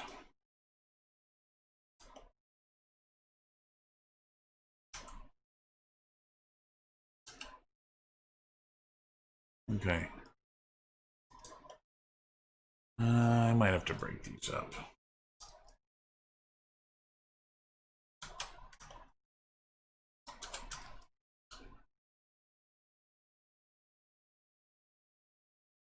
No, we didn't, man. Oh, man, I really wanted that pool. No, so we had an agreement with a neighbor a couple of houses down that they were upgrading. They were getting an in-ground pool, and my family very much wanted the pool that they currently have, and we agreed to buy it from them. And they were going to sell it to us, and life was good. And then something happened with their in-ground pool, in that they weren't going to be able to get it this year. And so instead of tearing down their pool, giving it to us, and then having no pool all summer, they opted to just keep their pool. And so that was it. And that killed our pool dreams.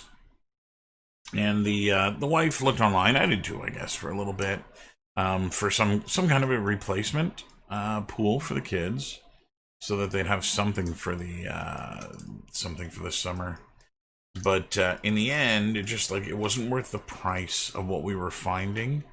In that we thought, you know what, like if we're gonna do this, let's make do with what we've got this summer, and next summer we'll put in the pool that we want. And so we reached out to a couple of pool companies, and there's one here in town that'll do like 15-year financing. And so I was like, well, that's it. Like, let's get the pool we want. And so we've sort of been kind of planning out now what we're going to get, and looking at things like gas fireplace, along the side of it, and doing the whole deck and everything. Oh, yeah. They're so hard to come by nowadays. Everybody and their dog had the same idea, right? Where they were like, listen, if I'm going to be stuck at home all summer,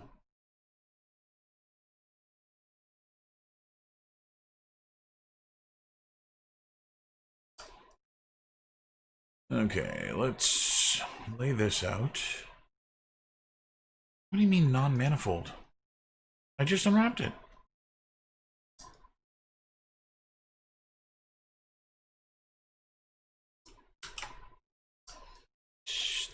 Stupid software.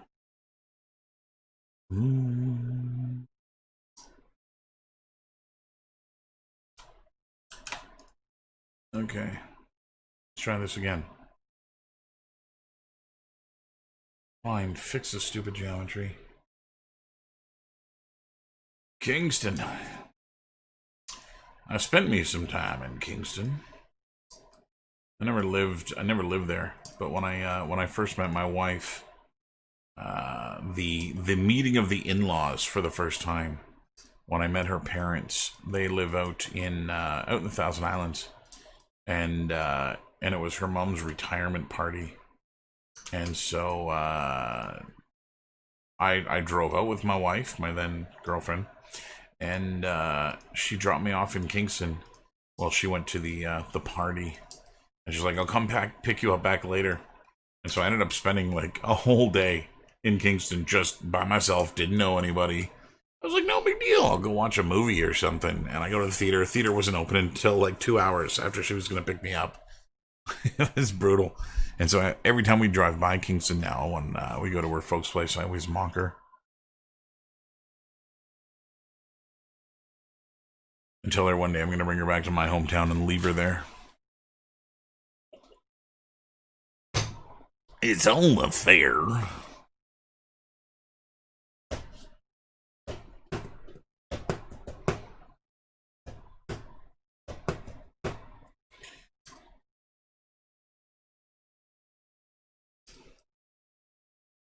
Okay, let's see. What else is not reading the way I want it to read? This guy's no good. So we are going to just planar map the door. And then I need to isolate the door.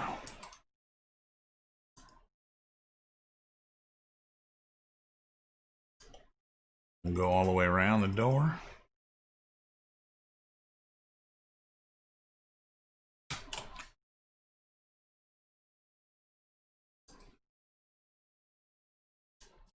Okay, that should work nicely.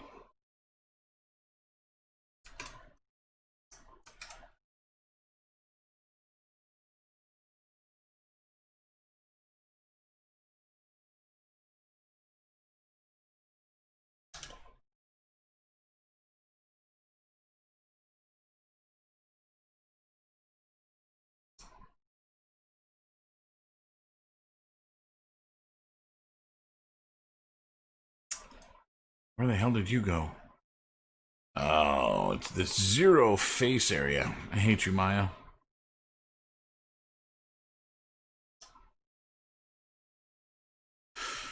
Okay, let's do this. And this. If you end up with a face that has zero face area, you end up with a problem. Send the weak accomplice. He always stumbled easily with the sound of every voice. Alright, here. Straighten these guys out.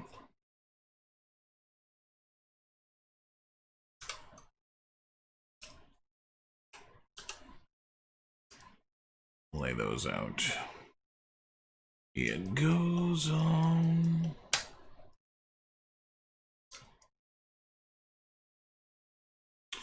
Let's do another global layout. No, she's coming back. Up. Come on, come on, come on. Concern.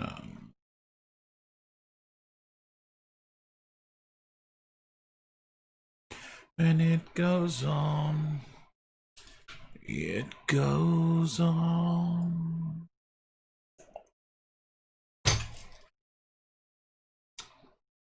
The hell, man. Come on, Maya. I should probably unwrap the sink while I'm at it. Texture these two things in quick succession.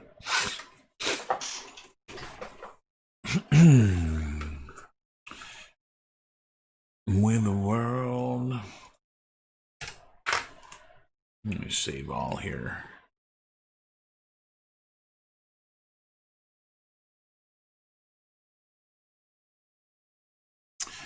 Oh, that's something I wanted to fix.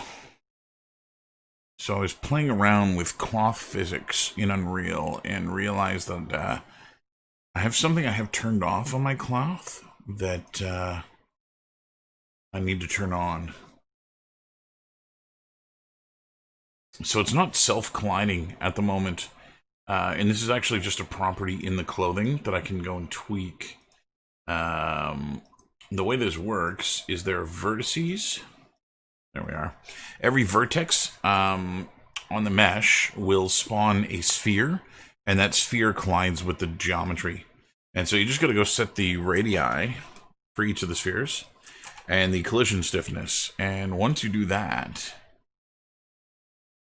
the fabric should behave a little bit better and collide with itself, which should probably give me cleaner shapes here if I'm not mistaken.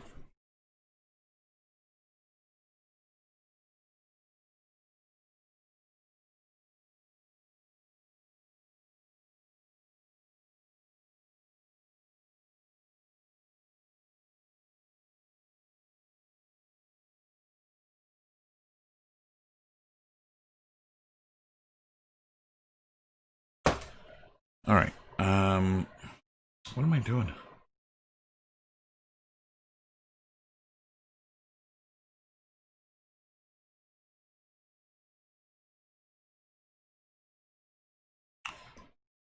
Okay, that's saved. Let me close this. I want to go preview this here and ensure that indeed the fabric is colliding with itself. Also that it's not acting très bizarre.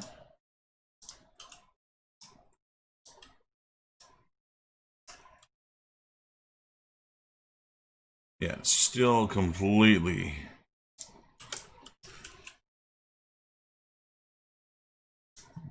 So I might have to go and make the spheres a little bit bigger.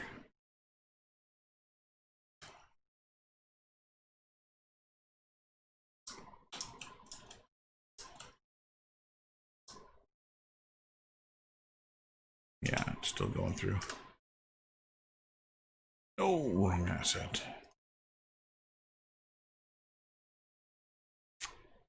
Okay, come here, you bastard. What's going on here? One, self-collision. Bring this up to 5. See if that's any better.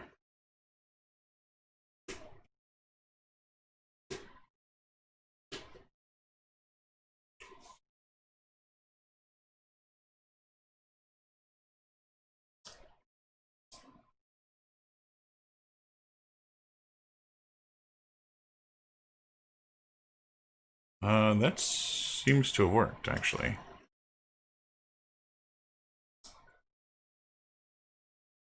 Yeah, I don't see it going through itself anymore.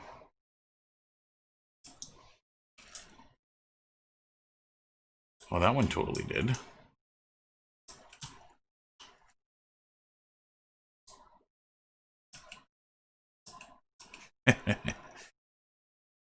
I can hide in the tarp.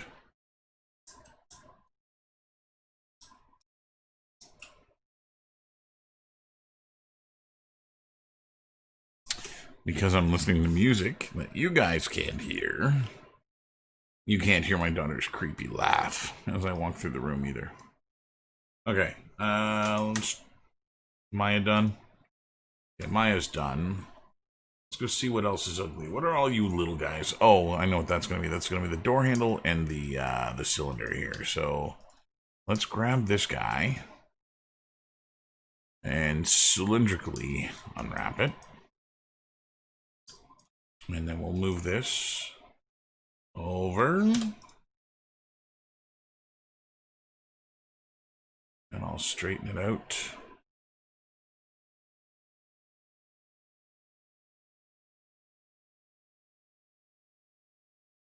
Oh, I'm doing the same friggin' button.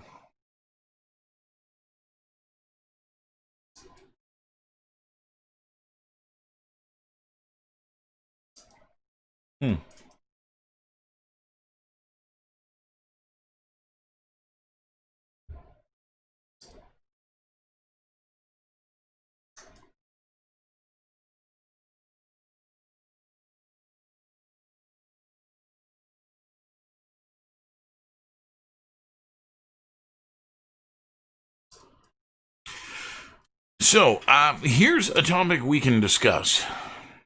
While I rip out the remaining bits of hair that I have left, trying to unwrap this. A rumor has begun circulating on the internet that Disney is contemplating scrapping the Rey trilogy from Star Wars. They have decided that they have a plot hole. They have a plot hole that exists in that story, or not a plot hole, a loophole in the story that will allow for them to redo the movies and claim that Rey just existed in another universe and that she was never part of Luke's story. Which I found very fascinating that they would go that route. But I guess they're very concerned that Star Wars is dead and that people are no longer interested in the stories they have to tell in that universe. Never mind the fact that The Mandalorian is an incredible show and very highly rated. But yeah, it's a weird situation, man, where they spend, countless millions on this movie franchise only to be like, it never happened. You all just imagined this. It is the War of the Stars. I believe Harrison Ford and Mark Hamill are the stars.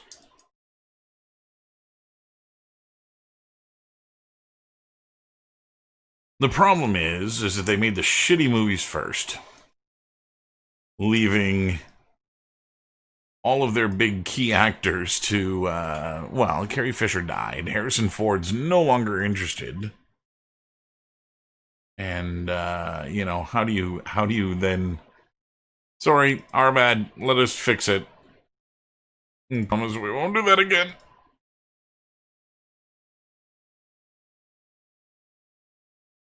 My only question is, in the new universe, does Kathleen Johnson, does she still have a job? But yeah, what a stinker them there movies were, I tell you. I did not like those.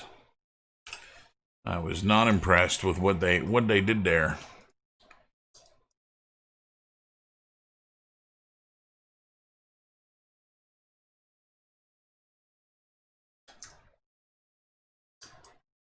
My mouse popped again. There's something bizarre happening. Nope. Damn it. You.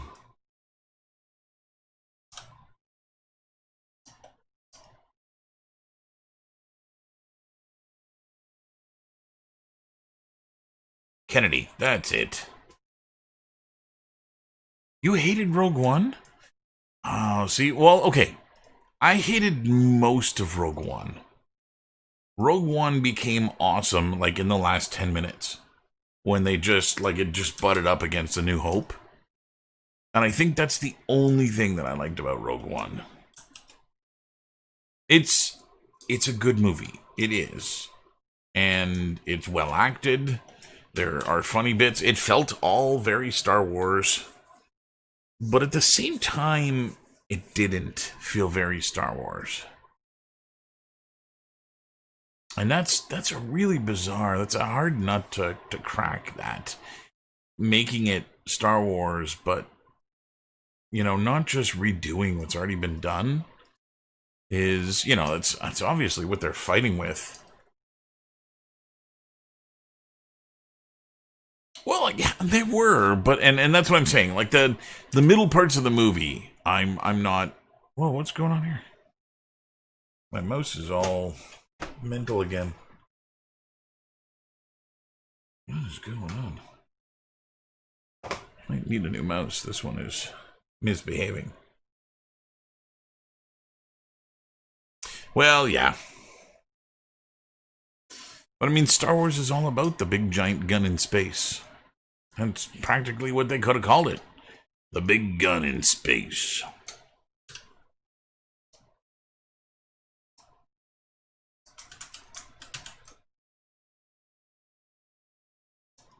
I don't know. I liked Rogue One where it butts up against A New Hope, right? Where you see the Tantive 4 inside of the other ship, and you know, it's almost like everything is just leading into that. It was almost like it was just an epilogue at the end, and that part I thought was really cool.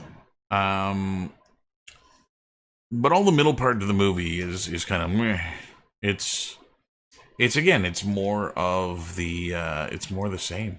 It's more of, and I think movies are getting really funny now, where people are trying really hard to be politically correct about how they do everything. And I think it's making for some really funny moments in film that I didn't ever think I would see. Like, has anybody seen the new Terminator, which is James Cameron's return back to the franchise that, you know, really was his in the first place? And man, it was just so bad. And you know, the main plot device of Terminator has always been John Connor, right? And that John Connor is the leader of the Resistance. He is he's the MacGuffin of all of Terminator. And then what do they do in the new one? 5 minutes in, they kill a motherfucker. Sorry, no more John Connor. Which is stupid. I mean, it was stupid in the one before that, too, that they were like, yeah, John Connor's now a Terminator. That was really bad, too. But to have a moment in this film where they're like, Sarah Connor's with another girl, and she's like, oh, let me guess, your son's gonna save mankind now. And then they realize that it's not her son, and they're like, oh, the savior of mankind is not a man. It's a woman. And it was just like, ugh, gag.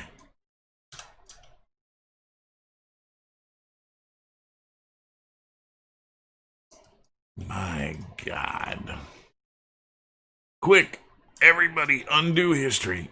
Somebody got offended. It was so dumb. It was so dumb. But even you know what? Not even just replace John Connor with Jane Connor. It's also that, like, why are now people from the future also Terminators? You know, where we've got this girl who's part machine now, and it's like, well, if the machines are trying to kill us, why don't they just let us keep putting machines inside of us, and then they win? You know, why are they going back in time anymore? They should just open more hospitals where we can put more machine parts in us. Just so dumb. Personally, I liked when they went with the Sarah Connor Chronicles. There was a part of the story there that I really liked, which was the Resistance Terminators. There was like this branch of Terminator that sided with human beings, and I thought the idea of that was so brilliant. Of like this machine that doesn't want to wipe out mankind. It's, you know, it's actually more interested in living peacefully with human beings. I thought that was brilliant.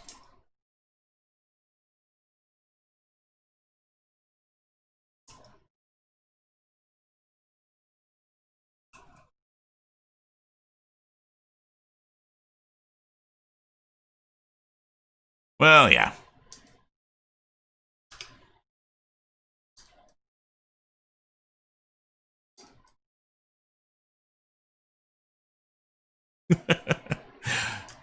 You know what's funny, Reese? They just might be. Maybe, just maybe, the AI is just waiting.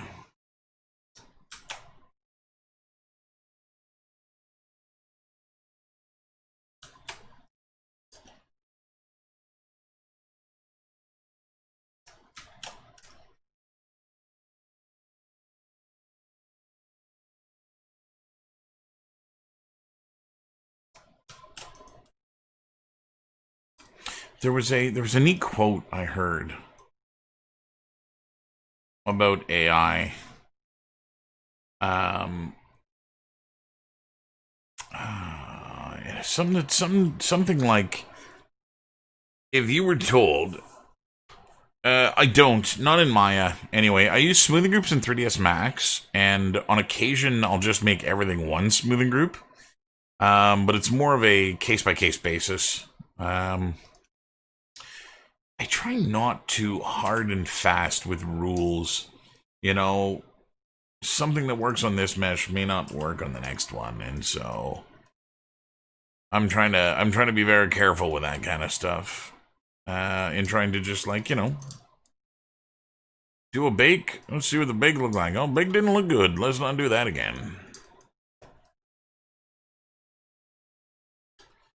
'Cause love don't live forever.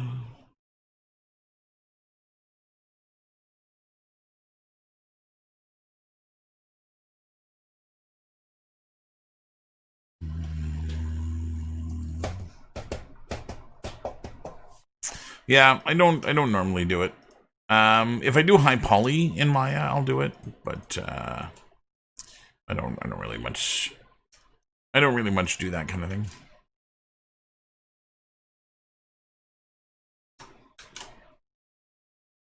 Just walk away. Love don't live forever.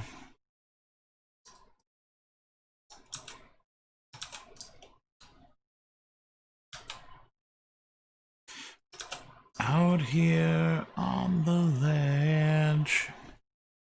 Okay. Orient.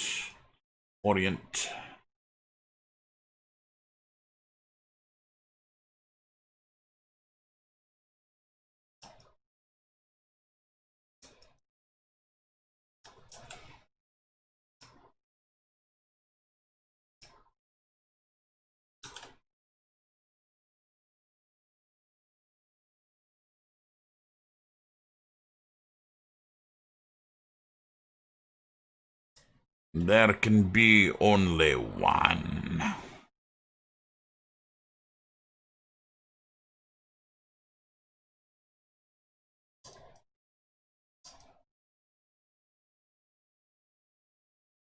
Okay, what else have I got here in terms of these little bits?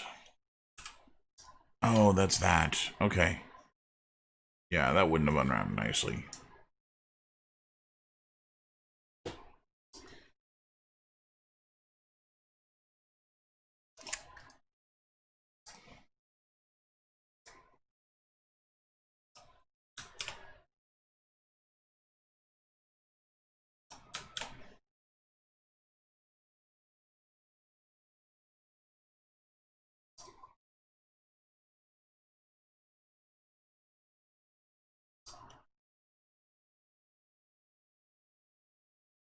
Mm-hmm.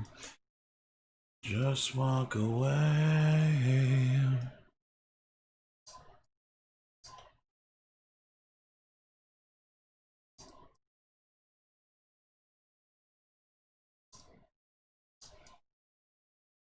Okay, what is this? Single polygon. I see.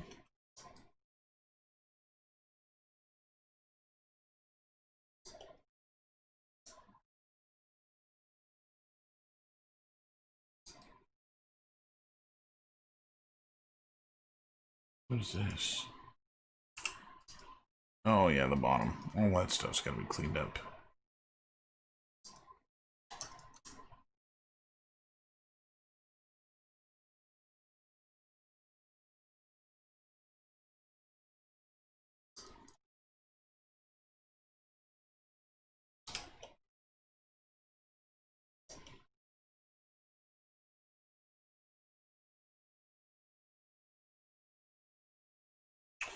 Saw some recent stats that I thought were rather interesting.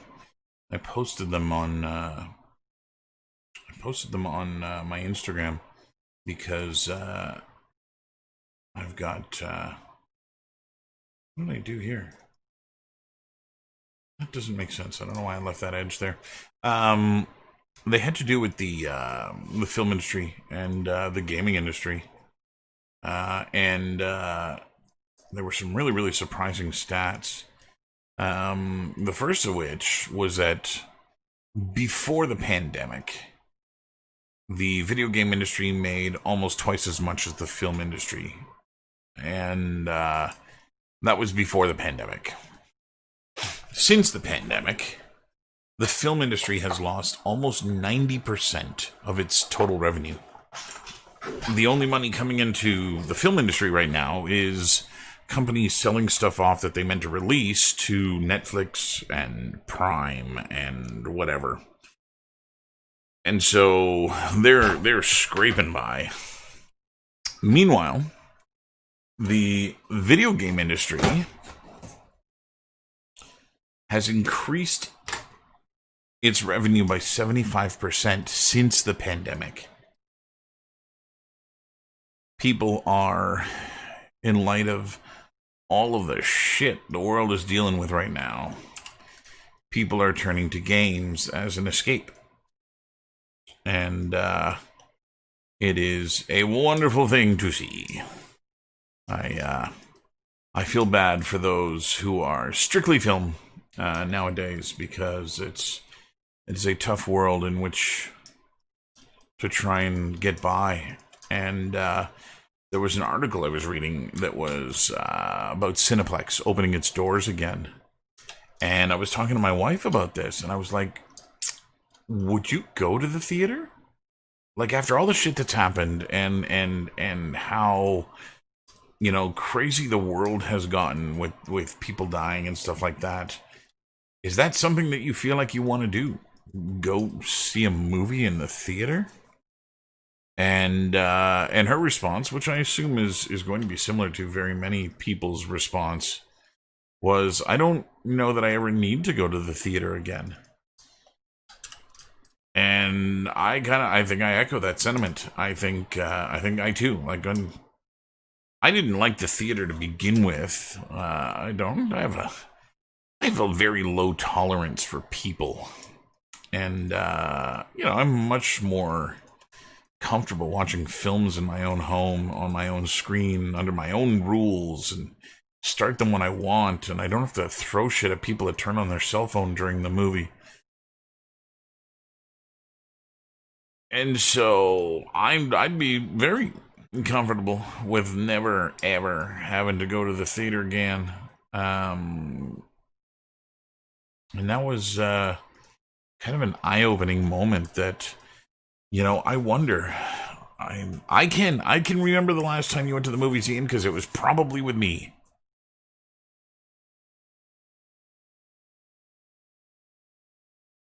But yeah, like that seems like that. We're this is a shift in the way that people think now, and it's really interesting to hear some of the things being discussed. Um, my wife's a high school teacher, and to hear some of the things that the government is suggesting we do moving forward is incredible to think that that would ever happen.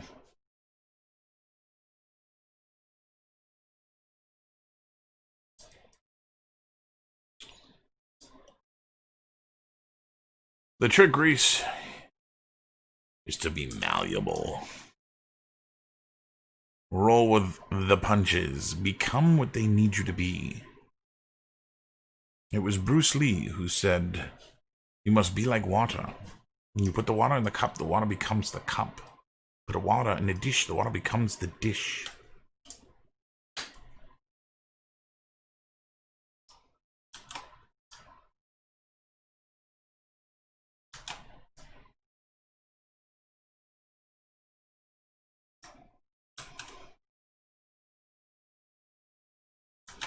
But yeah, I think the world is a different place now. I think I think we are going to see things alter in a way. And I mean, Ian, you were talking about this with your better half. I know, talking about work and willingness to go back to that 5-day work week. And I think after people get a taste for what the water is now, you drink the water, you become the water.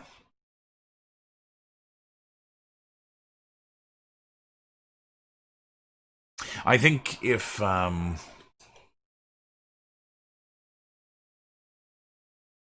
think that people are going to get a taste for what it's like to have a healthy work-life balance in these crazy pandemonium times in which we find ourselves, and that you're going to see people refusing to go back to the way it was before, which again is not surprising. I don't want it back.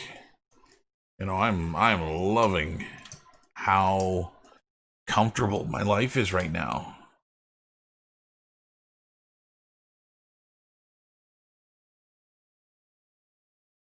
I know, and I don't think that people are going to be. I don't think people are going to be giving that back.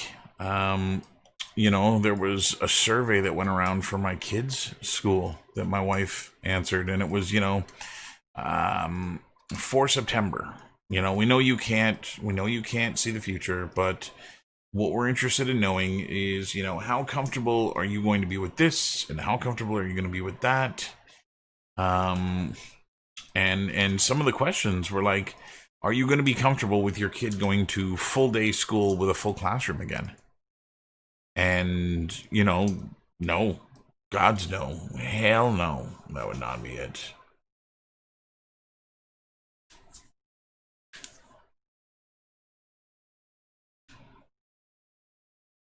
It was. And I'm wondering how many people are going to hit on that. Maybe leave some of the bigger companies where the work life balance isn't so good, and where you may not be as happy doing the job that you're doing, and end up working for yourself, doing something.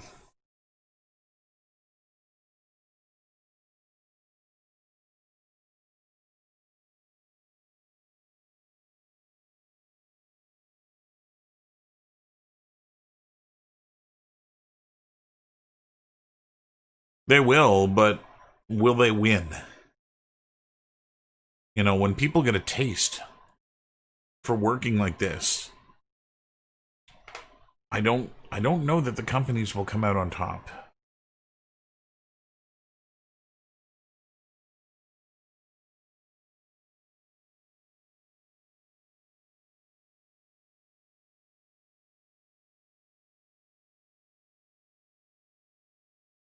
Yeah.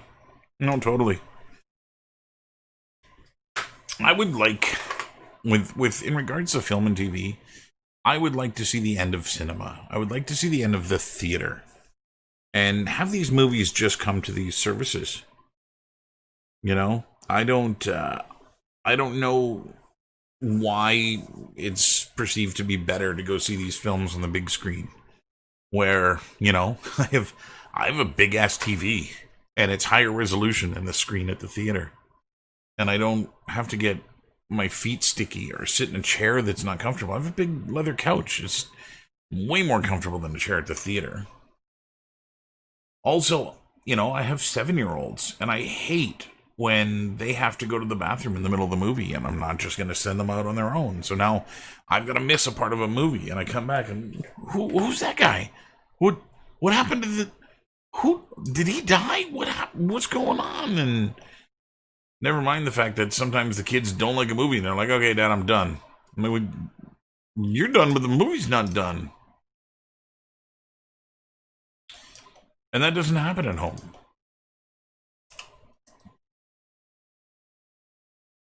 And so I would like to see the end of that. I would like to see all films become a streaming exclusive.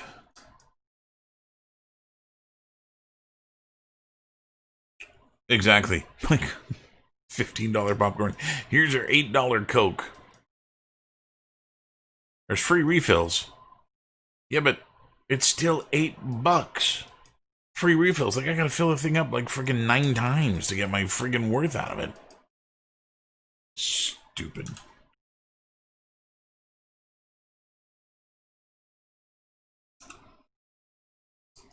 Absolutely.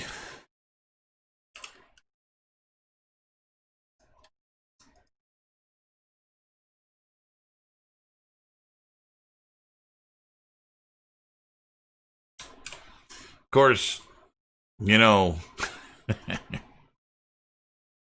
we three are all about the same age. And we are getting to that. You damn kids, it's too loud. Turn it down.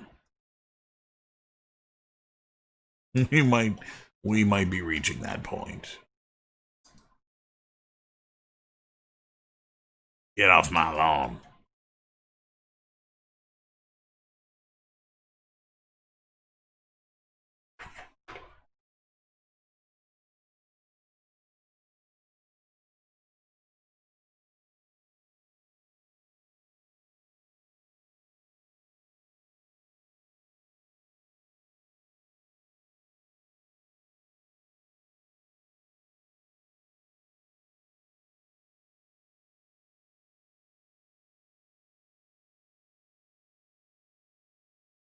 I don't know, man. I had some students that just last year, I think it was just before Christmas, they were organizing that the entire class go to see a movie together or something like that.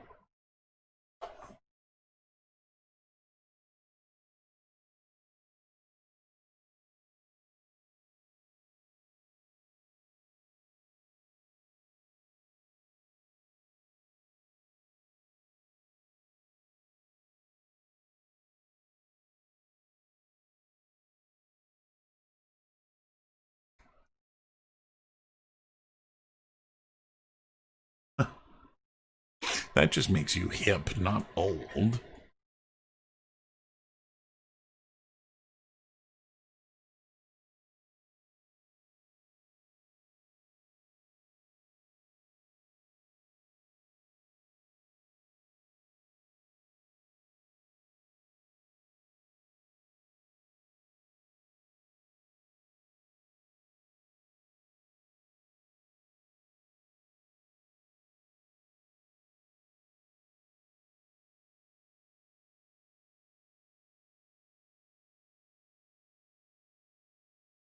Okay, let's see how we're doing here. So the only thing I'm really looking for now is just individual little tiny things. I think I'm going to be pretty pleased with this. Not really too much else I want to fix.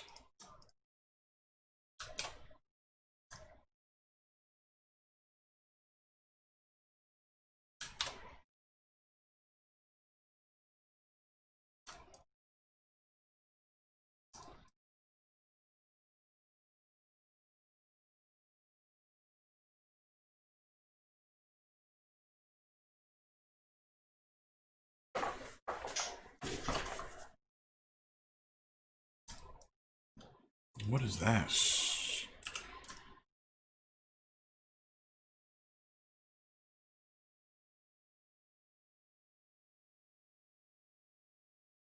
Hmm.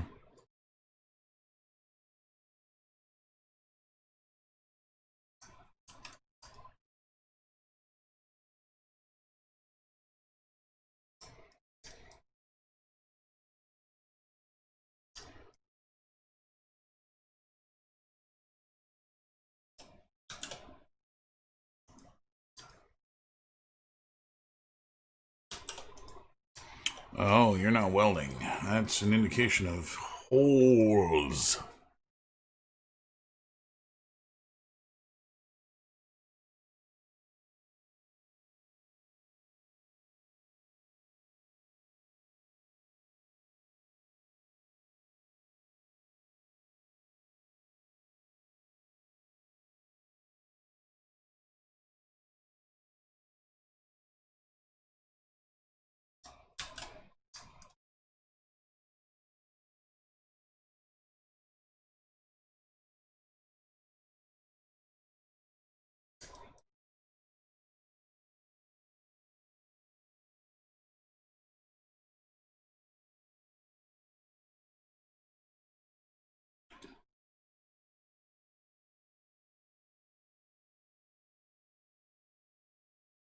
Bevel everything. Well, I guess we're kind of getting to that point, right? It's, all accounts are becoming much larger than they've ever been in the past.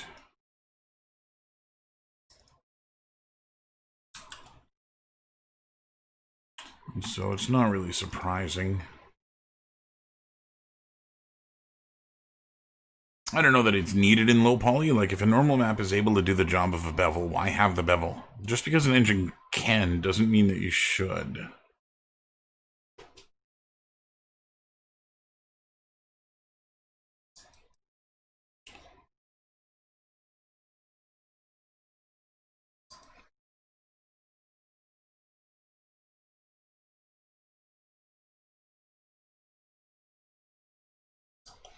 I get some really weird effects here with the UVs that I've never been able to understand.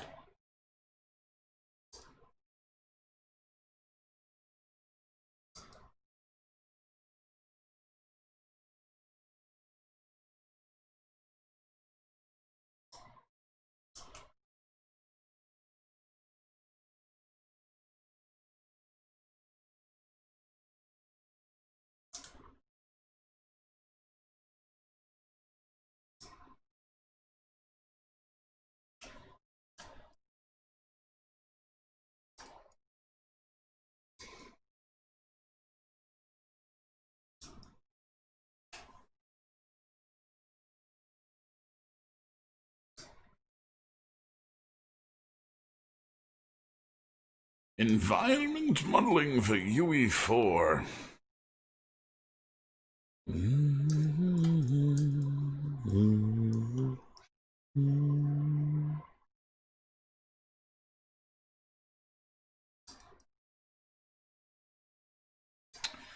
Well, that's peculiar. Why would you have done that?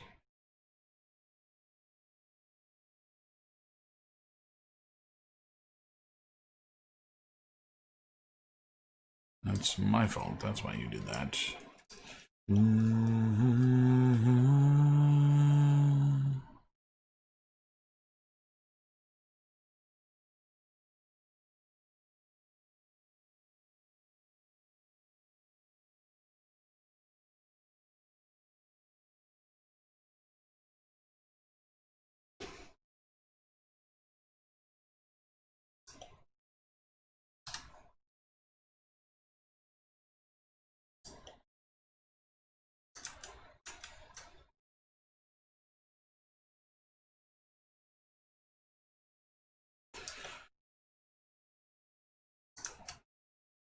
Ooh.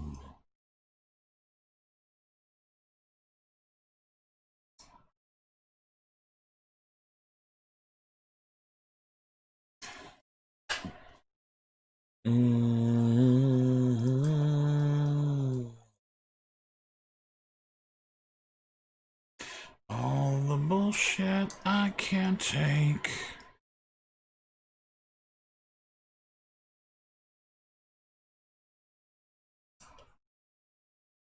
What kind of stuff do they have you modeling, Roos?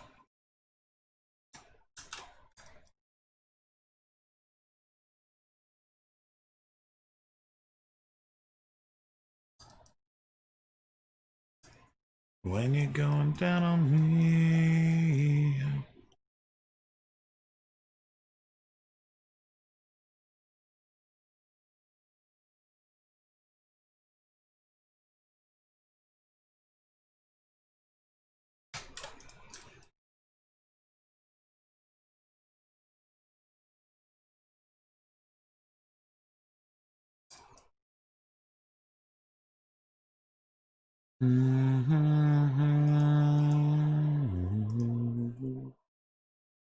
Cannot make it through all the things you do.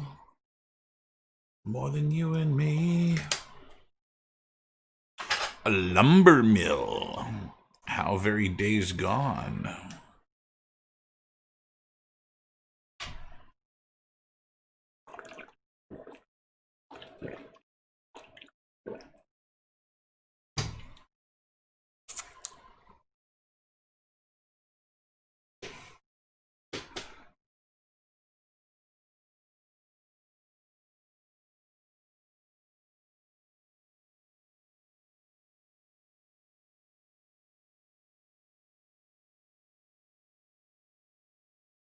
That's cool.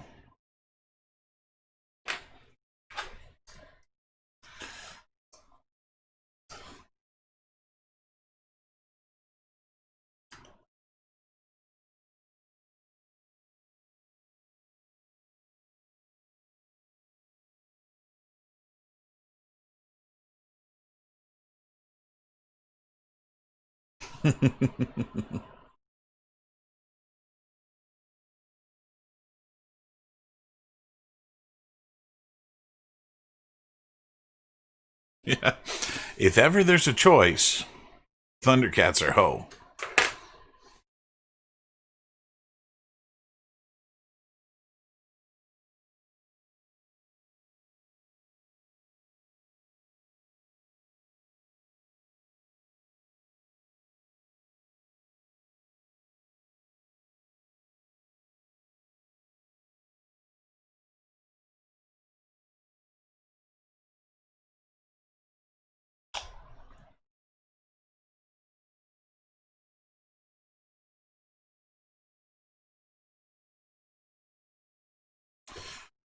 Okay. I'm gonna delete this in Max. Promise you that. So I may go and start doing UVs in Max here while I'm doing UVs. Where the hell's my sink? Oh, I call it a water basin. That's why.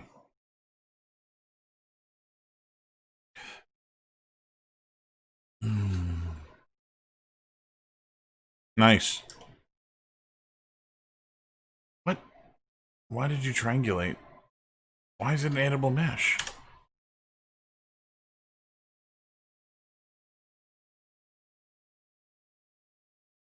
What the hell's going on? Water basin?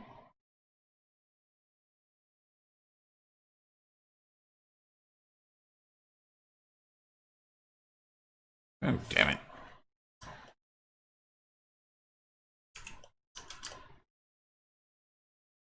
What happened to you?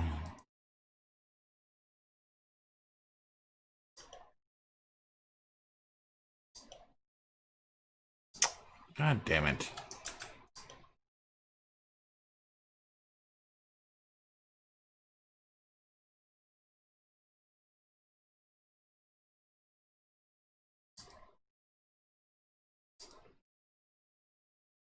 Okay, I'm going to call this thing done.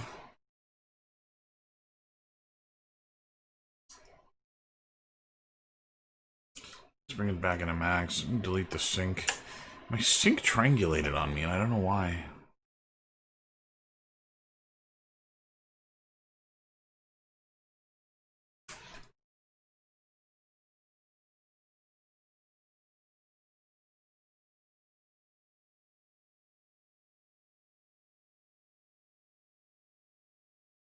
No.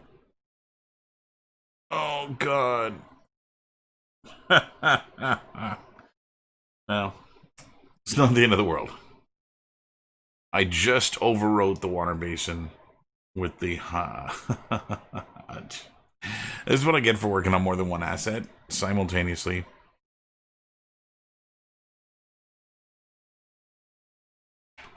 I'm telling you, man. I'm telling you. I want to do a Thundercats playable game. You know what though? There's another side of me. There's another side of this thought. While I would love to work on a Thundercats game and make a 4-player co-op game where, you know, all of you guys hop on the Thunder Tank, it would be awesome. I've been down this road before.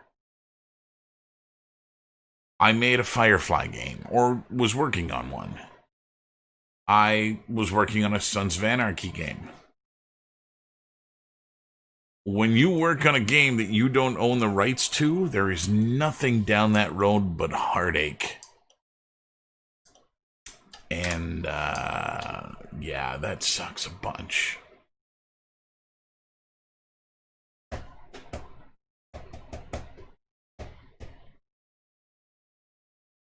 Ain't nothing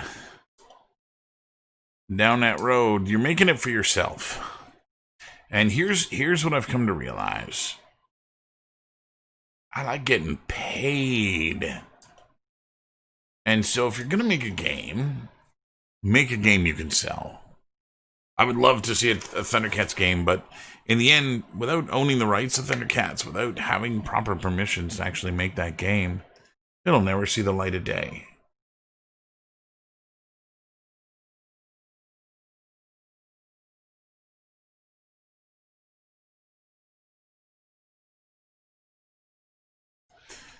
Okay, let's go to layers. Yeah, no, absolutely. It is heartbreaking when you work on stuff, and the two things that the two things that I worked on, both Firefly and Sons of Anarchy, my goal with each of those was to pitch them. I wanted to actually get permission to make those games. And in both instances, while I was working on those, Fox ended up using the properties and tried to make games out of them. And just like that, my shit was dead in the water. And so that was why, Ian, that was why I went roller derby. Was that no one owns the rights to roller derby, and that made it so that I could make whatever I fucking wanted and try and sell it.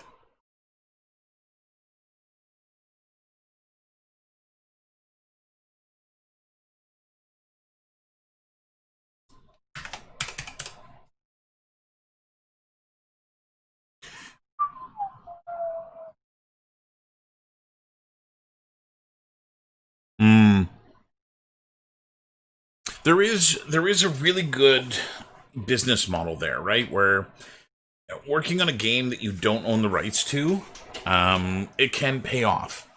If you make something good enough that the license holder is like, holy shit, we should actually do something with this. You know, you might be able to convince them that this is a game that should be made.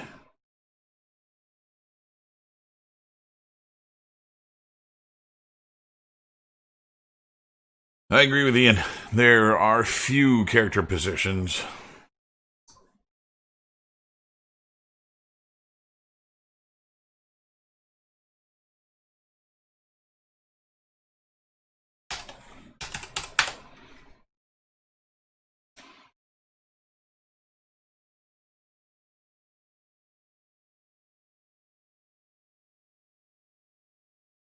Yes, yes. To Obi-Wan you listen.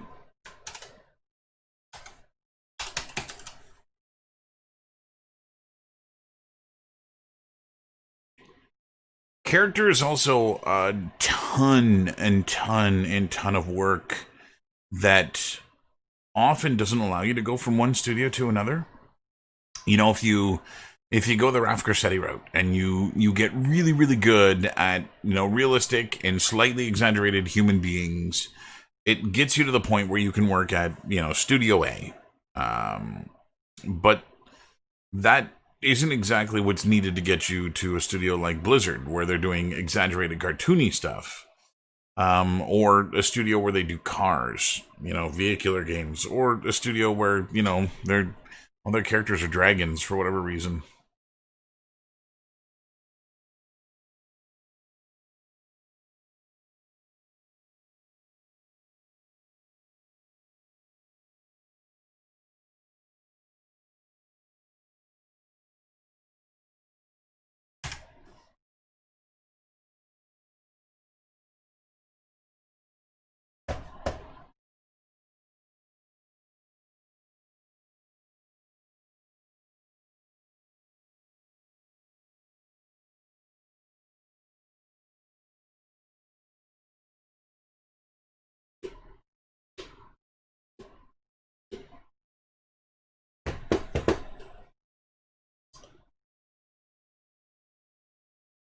Okay, high poly time.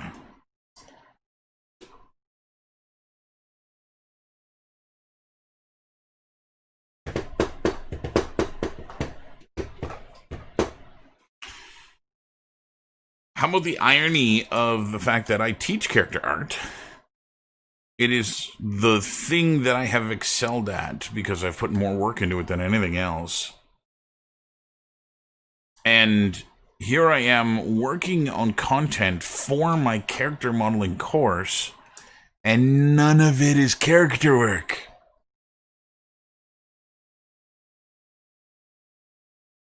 I see what you did there. I could always give you access to my stuff. You know what? None of it, Ian. None of it is stuff you don't know. Most of the stuff that I teach is like anatomy. It's not. It's not modeling. It's not. You know. It's not that stuff. It's.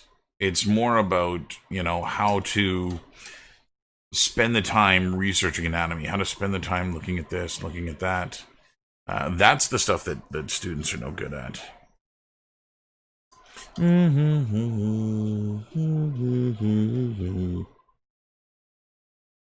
That's wrong.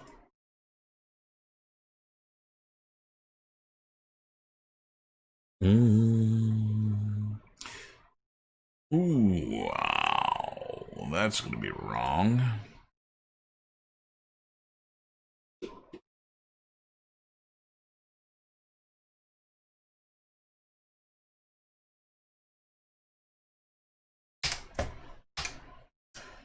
Okay.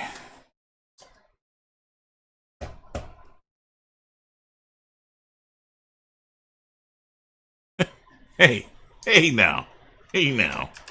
Hey now. Them's starting to sound personal.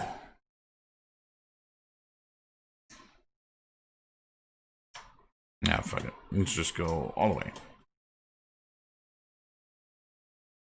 Bow.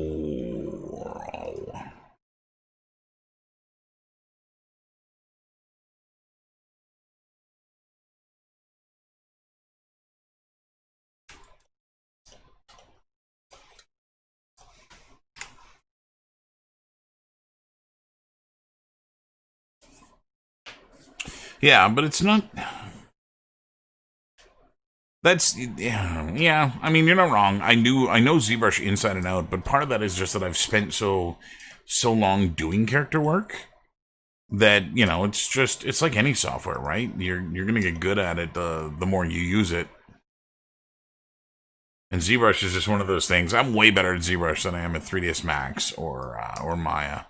And it's just that I spend more time in that software than anything else. That's why I like doing this stuff, right? Is that I can kind of get caught up a little bit in this stuff where, you know, in ZBrush, I'm kind of already there.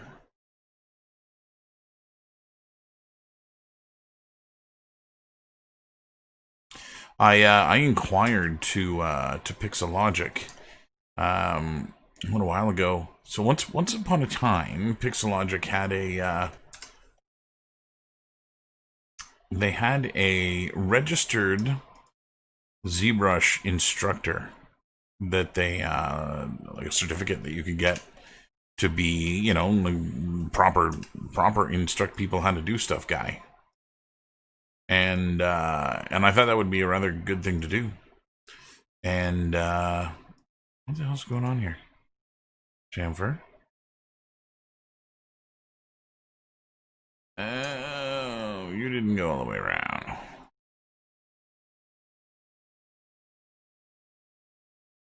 Anyway, I'm trying to become a registered ZBrush instructor, and it's not something they do anymore. It's something they want to bring back, but it's not something that's there.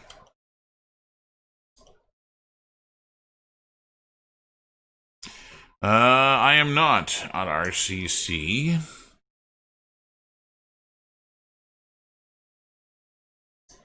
Who are you, RCD Miller?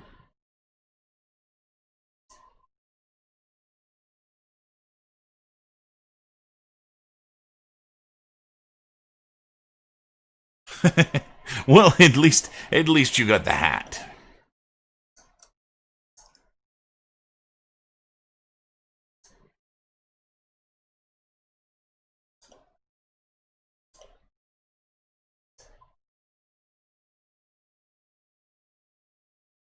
Do I know you, RCD Miller? Ryan Bright. That's a name I've not heard in a long time.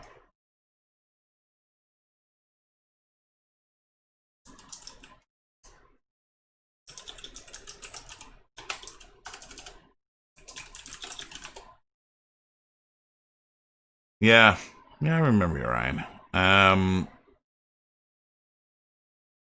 It's going back. I'm not at RCC anymore. I've been away. Geez, this is gonna be my third year now that I haven't been there.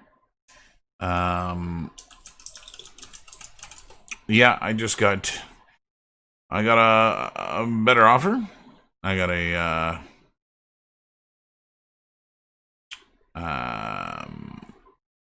a better paying job at another school, and that was worth leaving.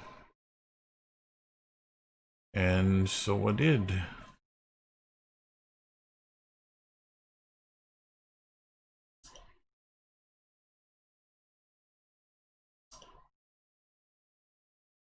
Though I don't remember any of my students ever calling me Chris.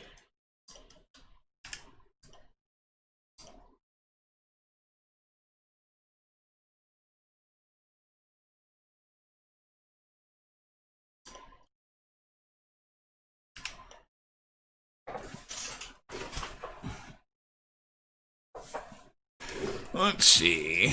So that's one door done.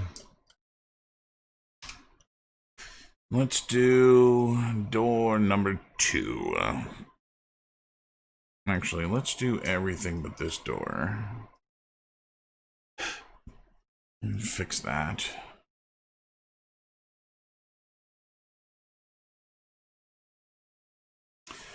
Always is, my friend. There are very few people who know me as Chris.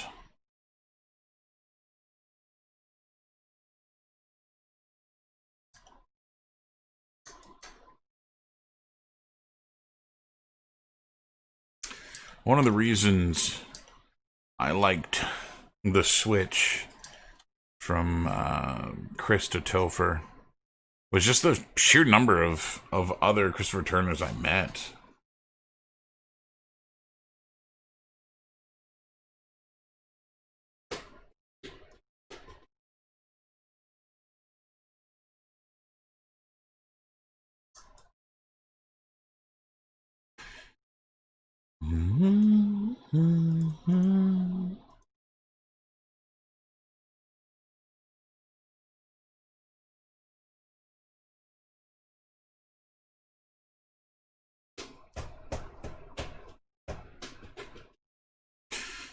Yeah, well, Ian, you've known me longer than half of our lives. You knew me before the name Topher existed. Your family.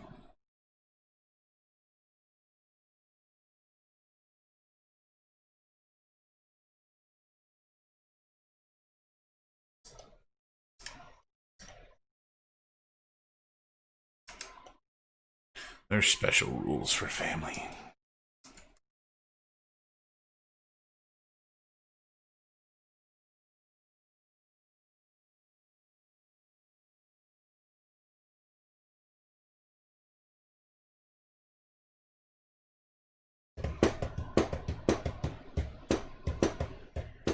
Well, sure, you can't make the school look bad. There's a school in Vancouver that teaches 3D modeling that they claim. I don't know how legitimate it is. They claim it that every single one of their students' work gets posted on their website. That is the confidence factor they have in their instructors.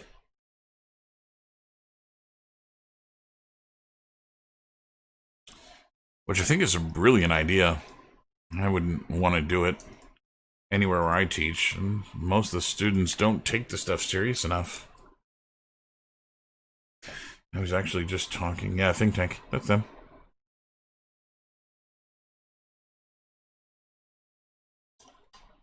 Think Tank Training, I think they're called. Think Tank.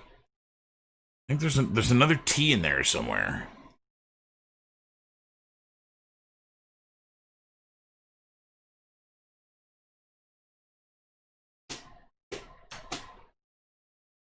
Ba-dum, ba-dum, ba-dum.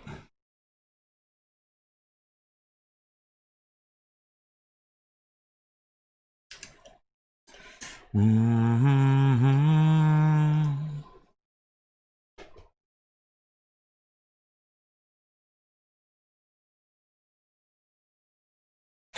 Yeah, well, it's a different day, man. We now get helicopter parents and lawnmower parents. And the extensions. Man, I didn't ask for a single extension when I was in school. Not one extension did I ever take on an assignment. When an assignment was due on, like, let's say Friday, you got the shit done for Friday. You got it done for Thursday and you reviewed it. But nowadays, students don't do that. There are so many students. That's it, TTTC. That's the name.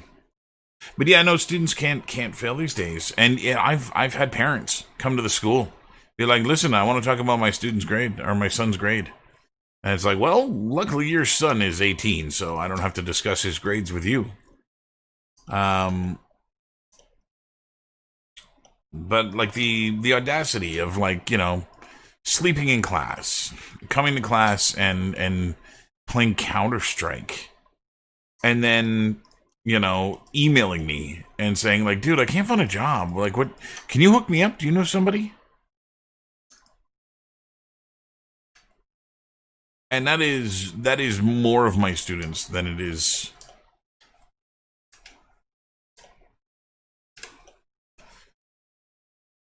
Now, granted, for every one of those students, there are tons that are fantastic and that just hammer through assignments, which is just brilliant and lovely to see. But there are those that, don't do anything, don't do the work, whine and complain. I don't know why I'm failing. Well, let's see. This is the first time I've seen you, and we're 2 weeks out from the end of the semester.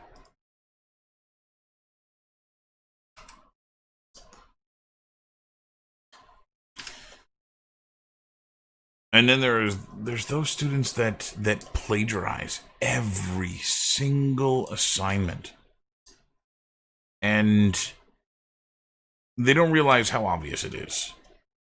When, especially in character work, where I'm the one who's primarily teaching them anatomy. This is like their first go at learning anatomy for many of them.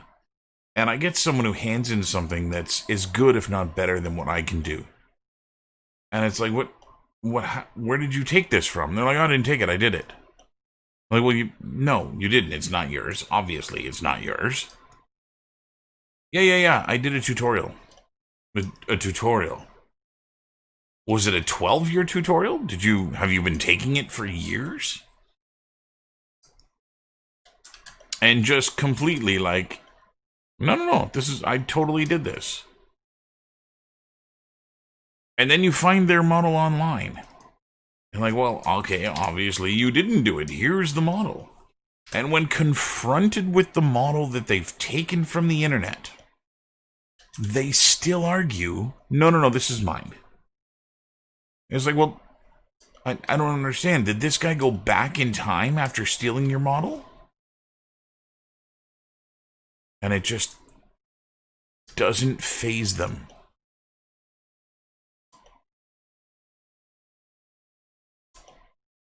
And I don't get it. I don't get it, man. The bus left, and I wasn't on the bus. The bus to I Get Itville. Like, what do you think's going to happen? You're going to get hired at a studio, and you're just going to go online and download shit? And you're going to put that into a game?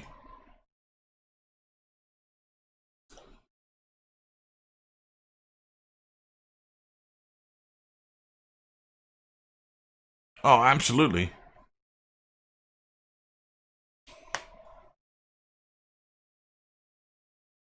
Yeah, man. Well, and it's also the arguing with me that I didn't get. But it's happened.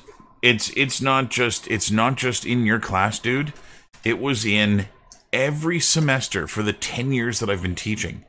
There has been somebody that tries to plagiarize something. I even had someone. Oh God, what class was this? This was just before yours, Eric. I had someone who handed in my own model to me. Like I had made ZBrush files to show the students, and I put them on a Google Drive that I've given to people, and someone handed in my own model to me, and I looked at him and was like, "What the hell, man? Like, dude, that's mine."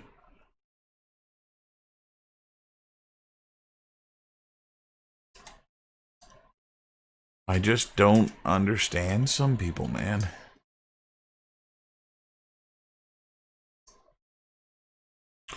And one of the dudes that did it at George Brown, who was like the most obvious at stealing artwork.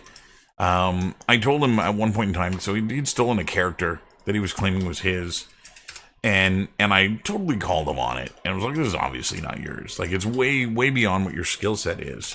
And I said, like, that's not something to be fucking embarrassed about.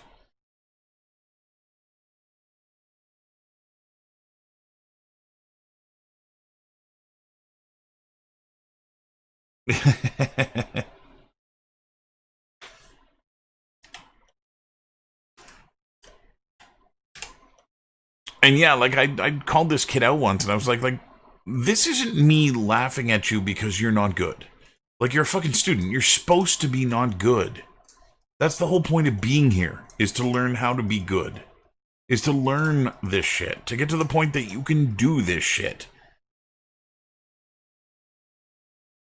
And it's the arguing with me that, like, no, this is mine. I'm like,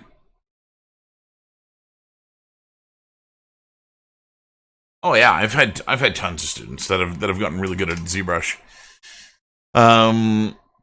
I've had students that borderline get to the point that I'm like, there's nothing else I can show you. And one of the really nice reasons for that is that originally I was the only teacher teaching ZBrush, right? Originally it was just me, and the other courses, like the environment guys, didn't do ZBrush, and it wasn't being taught in other facets of game development. But now, by the time they get to my course, they've actually had a year or two of playing around with ZBrush, and that is so much more enjoyable for me. That's like being able to focus a laser instead of teaching someone how to push the on button on a flashlight. And so I really, really like that. One of the things that does kind of grind my gears a little bit is that on occasion, some of the teachers that teach the intro stuff don't know what they're talking about, and I end up having to spend a couple of weeks in the first semester undoing the damage that they've done in this is the way it has to be, and you have to do everything this way. And I can show students within 10 minutes, and here's a better way to do it. And so there's always that side of things too that can complicate everything.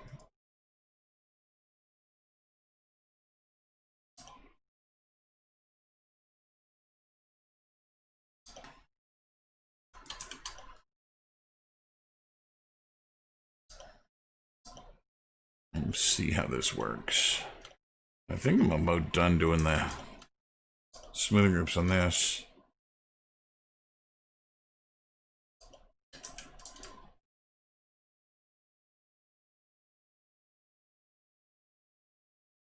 Yeah, exactly.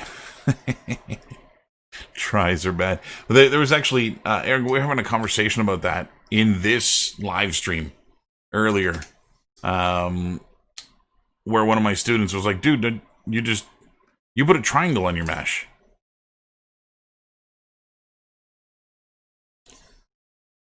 And I was like, yeah, it's fucking geometry, dude. They're all triangles.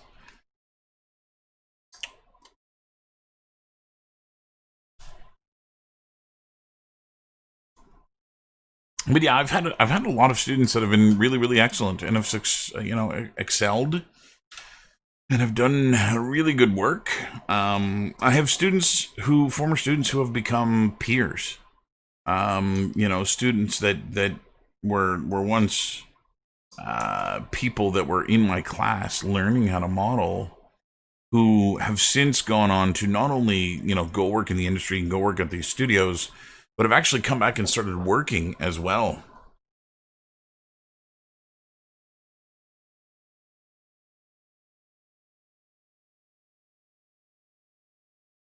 Yeah, they just need to be planar.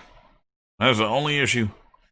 All of the engines are just going to re-triangulate them anyway. Like, everything's triangles in the end, and if you're okay with where the system puts the triangles, then it's fine. If you want control over them, then you can triangulate it yourself. One of the main reasons that quads are good is that you can do selection tricks, like being able to ring and loop. You can't do that when there's triangles in the way.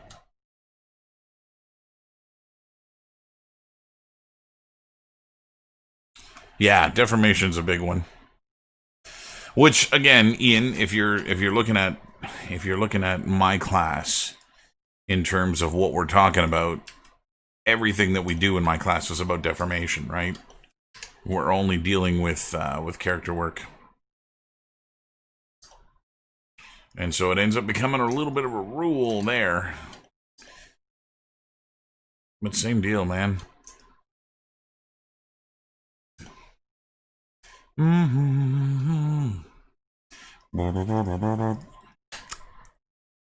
Come on now.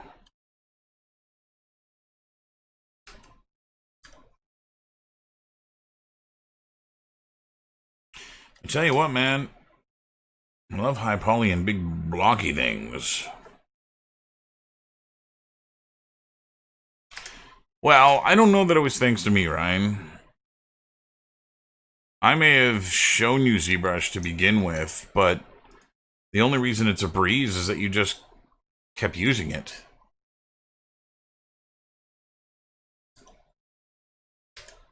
And that's the only thing that makes it easy, is the fact that you kept using it. And that's the same thing as, it's the same as everything, right? I just had this conversation with my daughter, and it's a principle that is really hard to teach students. Everybody's terrible at something their first time, right? There's no innate ability. No one comes out of the womb with a fucking Wacom in their hand. That's not how shit works. You know, you've gotta practice your trade, and you've gotta, learn the quirks of software. And in the end, it's not even software. Like, I don't use Mudbox, but I guarantee you I could open up Mudbox and make something, as good as I could in ZBrush. It'd just take me longer because I've got to, figure out the nuances of Mudbox. But the art part of it is what's in my head. The time I spent studying anatomy, the time that I've, the drawing after drawing after drawing of superhero characters, like going back to frickin' high school, sitting in Ian's basement drawing fucking Spider-Man. That's where it comes from.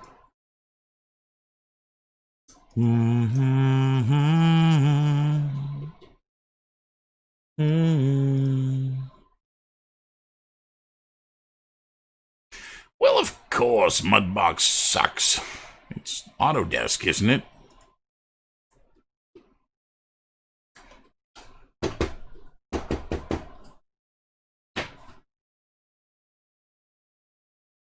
Right.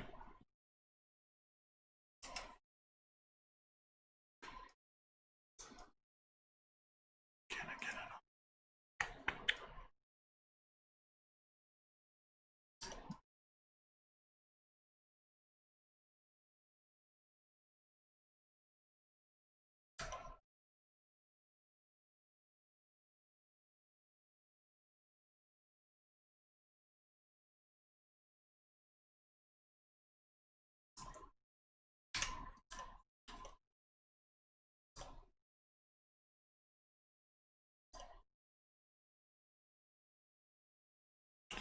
Almost there. Almost there.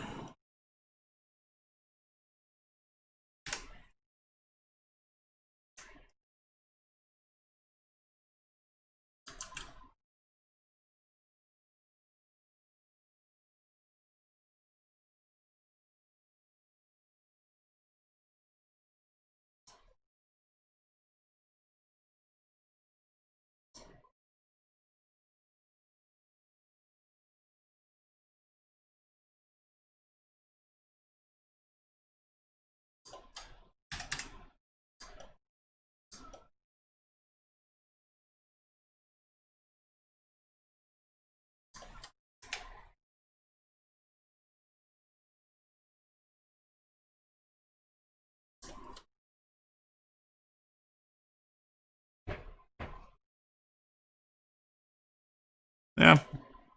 Again, it's the same. It's the same with everything, right? It's just time and patience. You can get good at anything if you just hunker down and do it.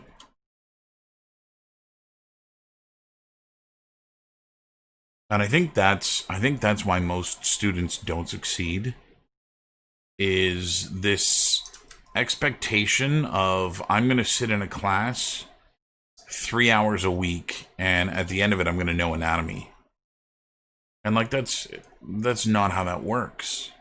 Like, you've got to put time and effort in it. You've got to study. You've got to go over stuff and over stuff and over stuff. And most people just don't do that. They want the lose the weight diet pill. They want the instant gratification. They want what they want, and they want it now. And it's not the way the world works. And I don't know what happened where this became the norm in society, that people started thinking that way.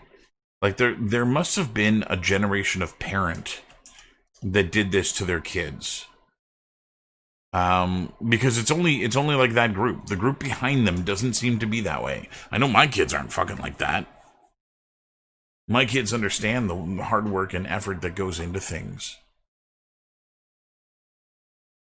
You know, my daughter's learning how to ride a bike right now. And there's no expectation that she's just going to know how to ride a bike. You know, she knows that there's some skin knees in her future. And it doesn't scare her. She knows that that's how you fucking learn.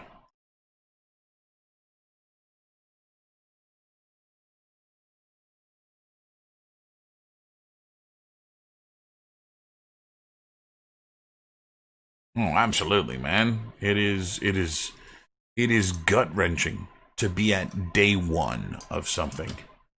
Especially if you know people that are already doing whatever the thing is, right? If you already have people that are doing something that you want to learn how to do, and they're already at a point where they're starting to excel, that can be gut-wrenching too. But it's determination, right? It's how fucking bad do you want it?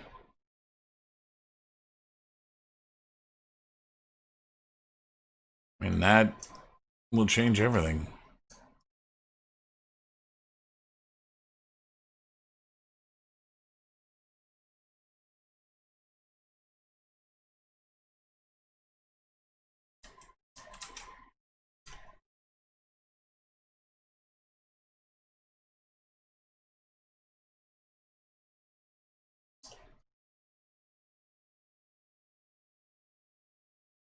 Okay, 2 meshes left. Oh yeah, absolutely.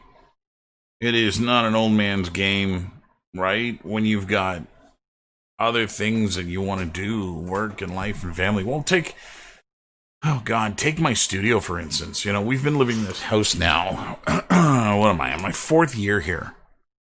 And my goal every summer when I stopped teaching, right? School let out in April. And my goal with this place every summer was to get something done around the house that would take me all summer to do. Something that I, gotta knock out, do this, do that. My studio has always been at the forefront of my mind of what I want to do here. And I've got a plan for it. I've got, all the things that I want to do are all plotted out. But just being able to get the time to do it, even in the summer, I've got kids that I want to spend time with. I've got a wife I want to spend time with. There's you fuckers that I got to spend time with. All of this eats into the amount of time that I have to do anything. And I'm just now 4 years into living in this home, just now starting to start plugging away at the work on my studio. And part of that was that I made it so that I had to. And that's kind of changed things a little bit now that I have the ability to, I've got a closet in here I don't want up anymore. I want to take this closet down. I've got, I gotta paint the whole room. I gotta put accent lighting in the top. I want to put ambulanting up in the top, rope lighting all around a nice crown molding. And it's taken some time, but I'm getting to the point where I've got a good chunk of this stuff that's almost done. Wow, that rounded on me, and I hate that it did because I like the way it looks. Fucker. Wait, why did it round on me? Smoothing groups is why.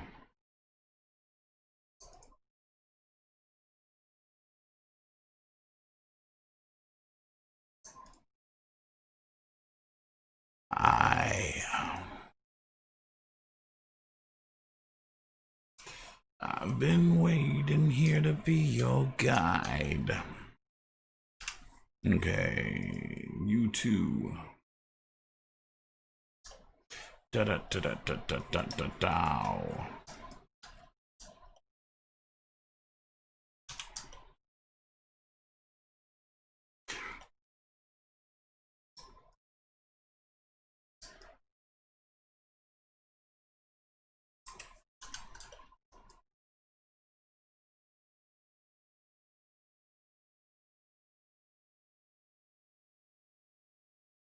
No, it's 2020. I imagine I'm going to have to update when I go back to school in September. I don't like updating as often as I do, but the school, man, they update whenever the wind changes. And as a result, I have to have the same version the students have, and it irks me. I think that guy's going to be fine. Okay, hi, Polly, done. I'm Polly done. About time. Yeah, there hasn't been a hell of a lot. They actually put out a video about what's coming in 2021, and there were some pretty major things that were coming. But as I recall, it's shit they've been promising for a long time that's never been in the software.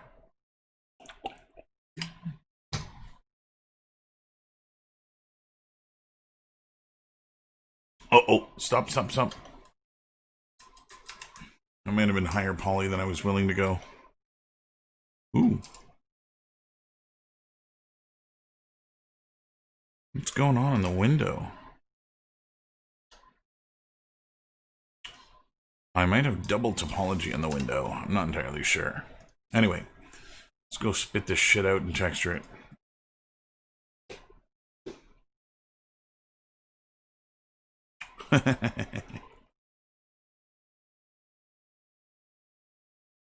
Whatever you've heard, it's all lies.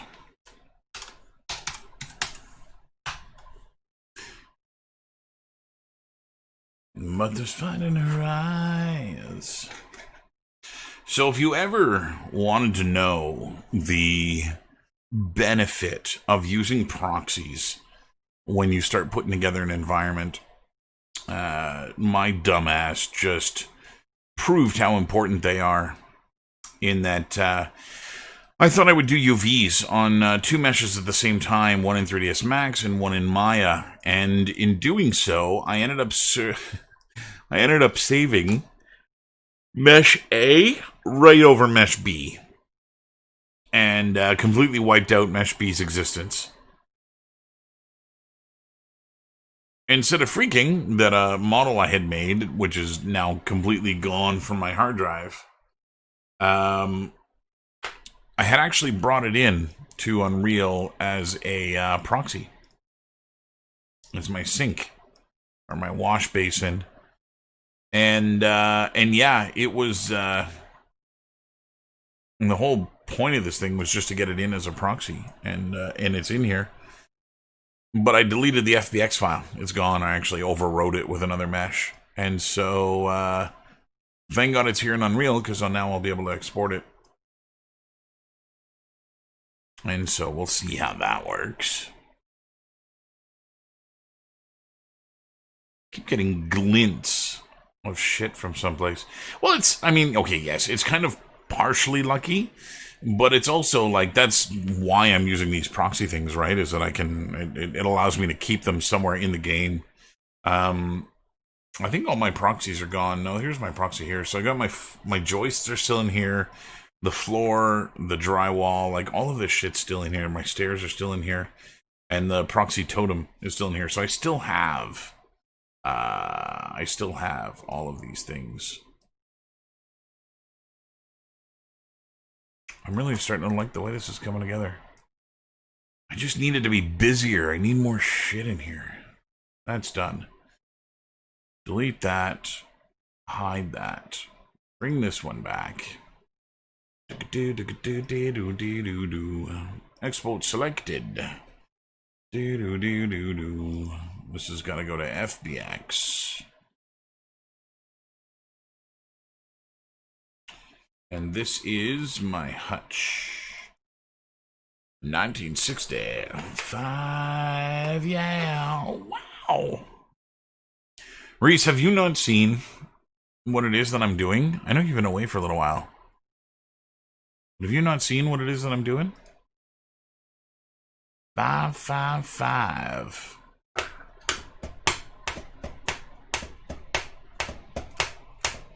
So, because the school is going to be doing remote learning come September, they have, unlike what they've done in the past, they are going to be paying us to do preparation work for our courses in order to get ready to be able to live stream them. And I'm using my time to put together a little thing that we're going to do in class week 1 to try and get the students motivated in terms of yeah in order to try and get them motivated and keep them interested in the class. And so I should show you the history of me doing this, because it'll be a little bit more telling. So this all started off with a class a few years ago, 3 years ago, 4 years ago. I don't remember how long it was now. Anyway, a big games launcher.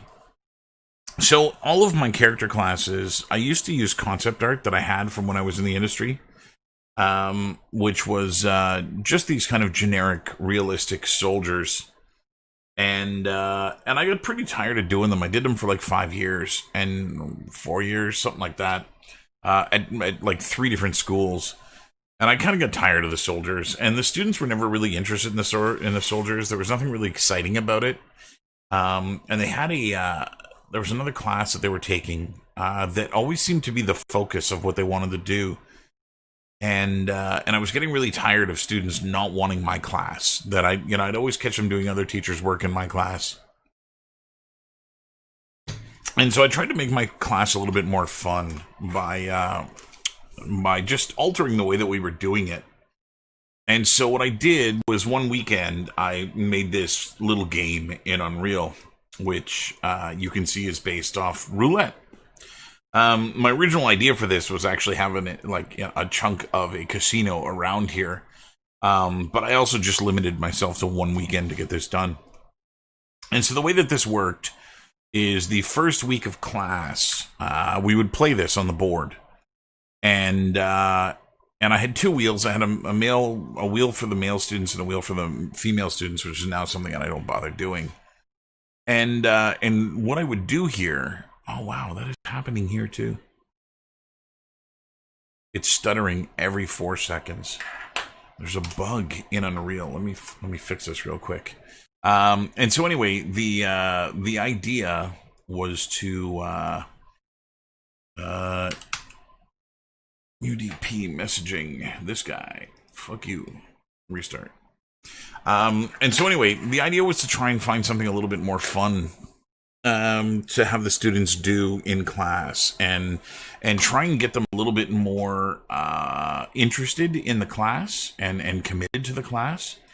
And so that's what this first little weekend project was this tiny little game that I built.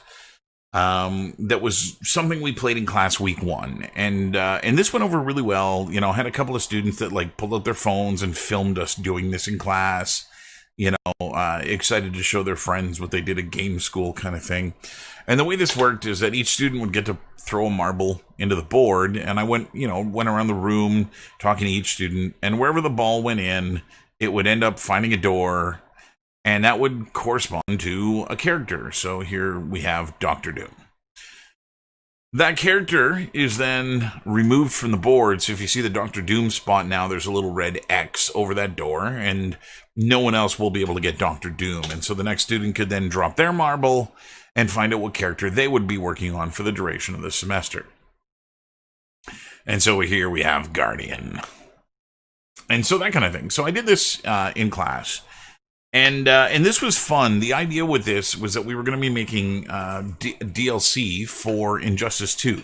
We were making a Marvel pack for Injustice 2.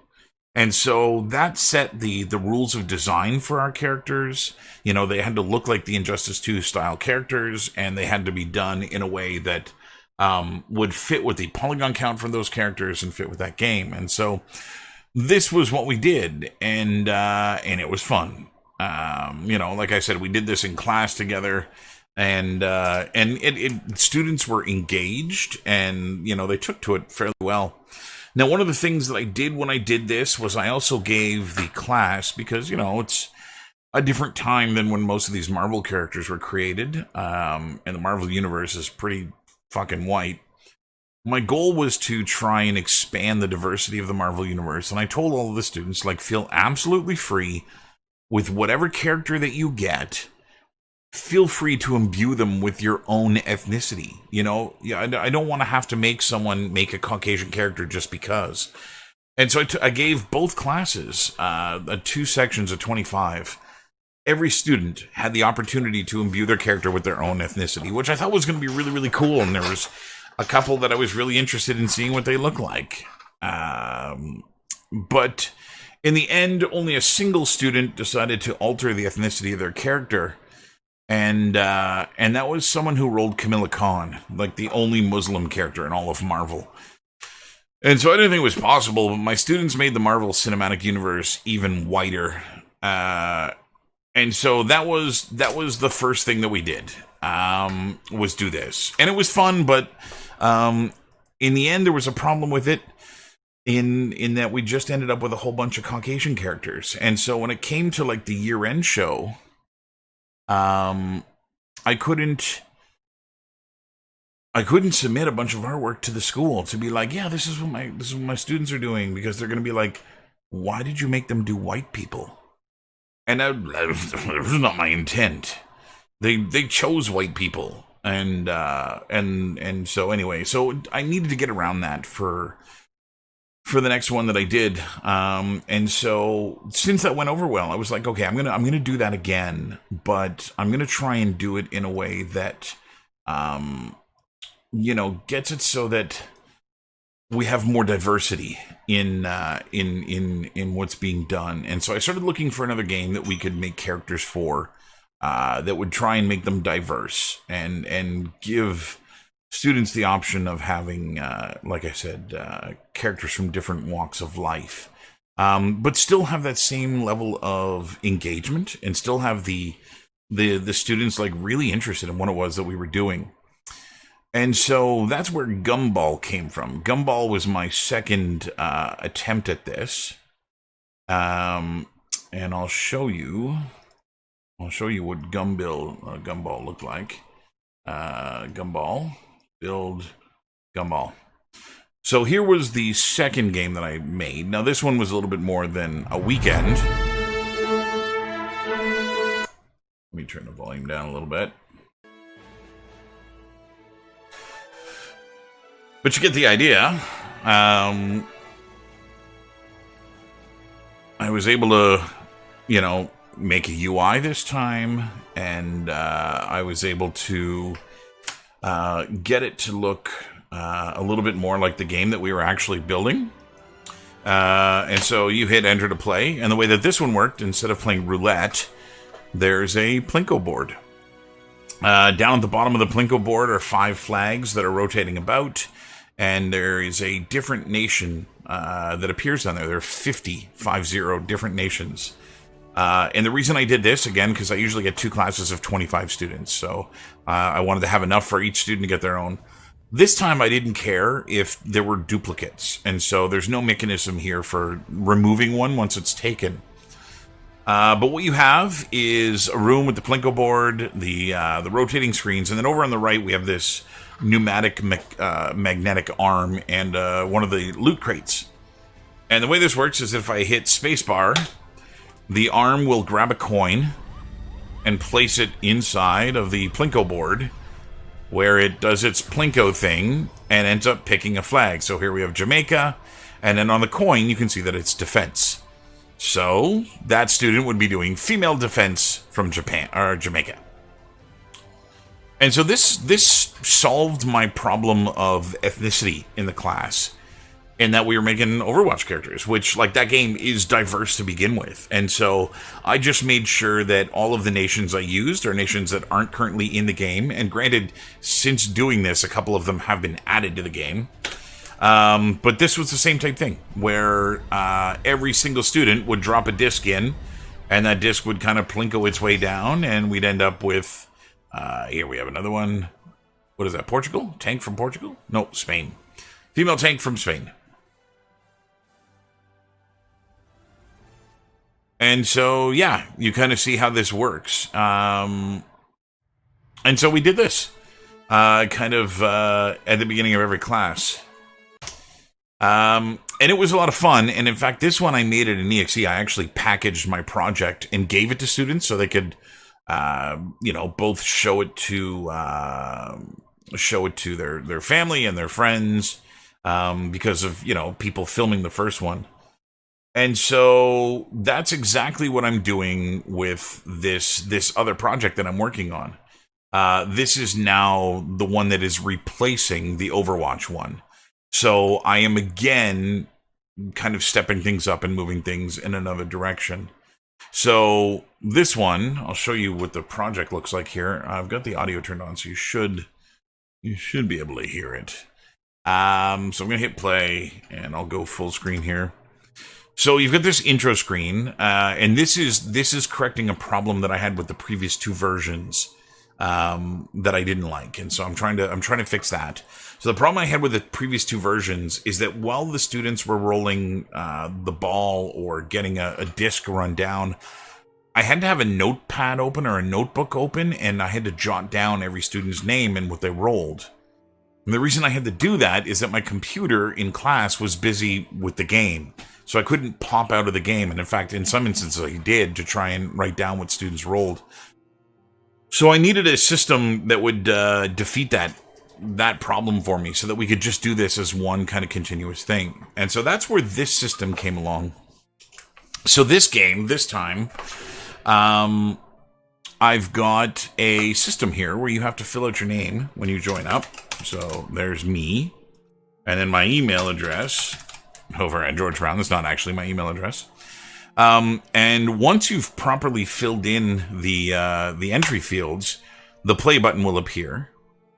And the way this is going to work is when you hit play, it'll load, and I don't have a loading screen yet, but this is going to fade to black, and then it'll boot the basement. And what's going to happen is you're actually going to spawn somewhere random in the basement. Right now I've only got about 5 spots, but I'm going to make a few more and place them in very kind of strategic places. So what's going to happen is students are going to spawn in the basement, and there's no instruction. So they're not really going to know what to do. And that's kind of part of the game, is that I'm not going to tell them what to do. This one, instead of me being the architect of how it plays, and, I'm the one pressing spacebar for everybody's ball to drop, I want them to actually be engaged in playing this thing. And so I'm going to actually reuse Scott Tracker. He's going to be the playable character here instead of Mr. White Robot Man. And they're going to spawn somewhere random in the basement. The basement's going to be a lot more full than this. It's going to be full of clutter with shit everywhere. And the idea is that students are going to kind of wander around. I've taken the jump out of this, and there's no run anymore. I'm actually going to slow down the walk even further. And the idea is that students can kind of go explore and take a look around at whatever they've, happen to come across in the basement. Now, on occasion, while walking around the basement, you'll see that there's a bright red balloon over here, kind of beckoning you into that direction. So if you go over the balloon here, you'll see that it gets highlighted when you become close enough in proximity to it, and you're looking at it. The balloon will become highlighted, which is an indication that you can interact with it, that you can pick it up. And there's a whole bunch of these things. There's a pumpkin over here, and there's a little guy over here. And on the other side of the tarp, there is one over here. And there are going to be 50 of these things, 50. Again, spread all over the place in the map. And now what these things are, there's another one over here, a little one, right? Somewhere in here. That one's really hard to find. I might have to move that one. But anyway, there's one there. There's another one over here. And what these things are, these are totems. So the way that this game is going to work is that, and students always have to make 2 characters in my class. For the superheroes, it was 2 skins. For the Overwatch characters, it was 2 skins. And this one, the characters are going to be different. So the characters are going to be a creature or monster and a victim or the alternate version of their monster. So, for instance, you can do a werewolf and the human being that turns into the werewolf. So you can do like the two versions of the same person. You could also do the werewolf and the werewolf's victim or the survivor of the werewolf. And so the idea is that you're going to look around the room to find all of these things. And students aren't going to know this, but if you interact with one of these things by clicking on it, so here we have a hat that comes up. It says cap. Looks like an old movie prop. Well, it has to be. No one would wear this in real life. I guess maybe you could wear it for Halloween. And this is going to relate to a creature or monster that then that student would do as their project. Now they're not meant to be very obvious in what they are, because I don't want students to actually get to pick what they do. It's all going to be about what totem they find and whether or not they pick it up. So they're going to be given two options here to either take the item or to put the item back. And if they put it back, the item's back where they found it, and they're free to keep looking around. However, if they pick up an item, so say this little guy here, this is a garlic, clove of garlic, or a head of garlic. You recognize the smell of this guy as soon as you pick it up. It smells like your grandmother's cooking. Actually, it smells like your grandmother, too. I don't think anyone will be eating this one. It's as hard as a rock. So, if they were to go and take this object, right now, it actually ends the game, and it boots us back into the editor here. But what it's going to do for them is there's going to be some, and this is where I was talking to you earlier about this, the you have chosen wisely kind of thing. And what that's going to be is that then solidifies what they're going to be doing. The whole thing with the email at the beginning, in the intro here, is that the game is going to email me and the student. So when I did the superhero card, with that card that popped up, those cards are going to get emailed. And so I'm going to have them all in the game, and I've actually got a plugin for Unreal here that allows me to send emails from Unreal. And so what I'm going to do is I'm going to have the game system email me. It's going to email me the student's name and their email address and what the game ended up picking for them. And so, yeah, that's kind of the step up that I've done this time compared to the last one. And so that's what the furniture's for. That's the reason I'm building this stuff here is that I'm now making a new one of these games for students to play in that first year. And like I said, it doesn't hurt that the school is paying me to do this time, which makes it a little bit more worth my time to do this. But one of the other reasons I'm doing this is that the students are going to be learning from a distance come September, and that means what? Oh, they're wrong one. They're going to be learning from a different distance, which means I probably want to make sure that they are super engaged in what it is that we're doing, and that they are going to be fully committed to the class, so I can kind of keep them plugging away on what it is that we're doing, even though we're not going to be in the same room together. And so, yeah, that's what this thing is. And I'm trying to leverage assets that I've already built, stuff from other projects and things to kind of fill up the basement, because I want it as cluttered as I can get it. But again, it's kind of within reason. I've got most of the functionality in place right now. I've got to make all my totems so that the game can actually go and do its thing. And then I've got to finish plugging in the email system, which currently is not set up, but I'm going to not do that while I live stream, because there's going to be sensitive information in that the email system is going to have access to email passwords and logins and stuff. And so, yeah, that's what I'm doing. Again, most of it is being done to try and make sure that students are engaged and that they're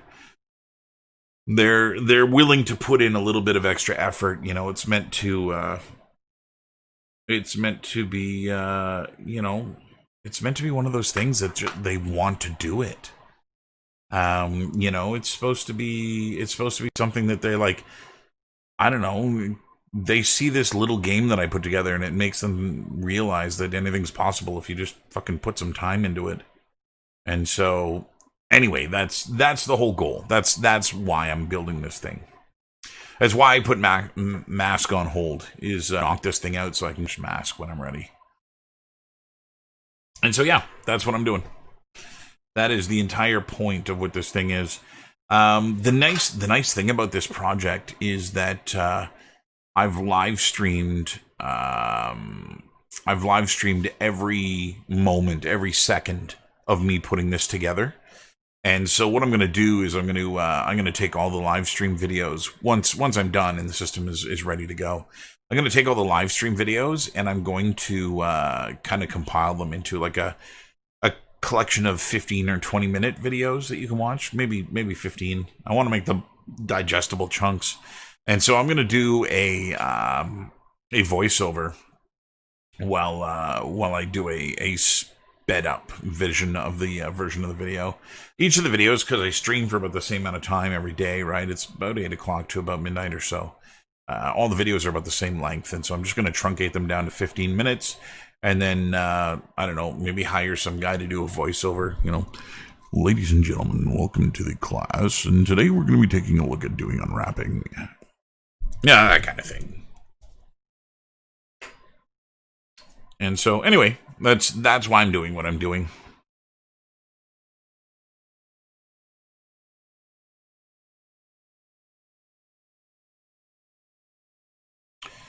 This bake is going to take some time. So I'm baking in Substance Designer so that I don't have to do an exploded version of my mesh, which I hate doing. This allows me to separate each mesh out when I bake so that the upper part of the hutch doesn't interfere with the lower part of the hutch. Each mesh is only casting shadows upon itself, which will give me hopefully, a better end result.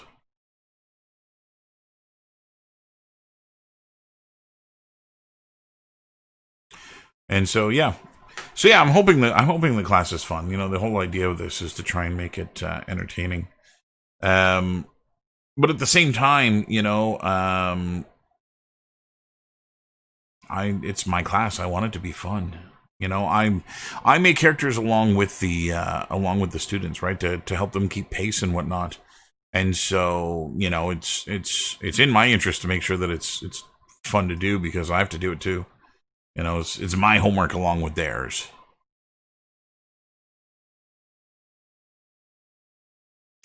I'm going to try and just make sure that any work that I do is going to be reusable or be usable as something. So, for instance, if I do any kind of creature or anything like that, I'll make sure that whatever mesh I make, I'll be able to reuse it in mask. You know, maybe I make some kind of hideous creature out of Miles' Mayhem. But I'm able to build the anatomical sculpt in the anatomy portion of the class. And then I'm able to do, you know, all the other stuff along with it. But that's the idea. I don't like throwing work away. I don't like throwing artwork out. And so as much reuse as I can get out of assets, the better. Okay. So the bakes are primarily clean. The only thing that isn't clean is up here. You can see that I'm getting some artifacting on this. I mean, there's going to be some wobbles in corners and things like that where, you know, there just isn't the resolution to get what I want out of it.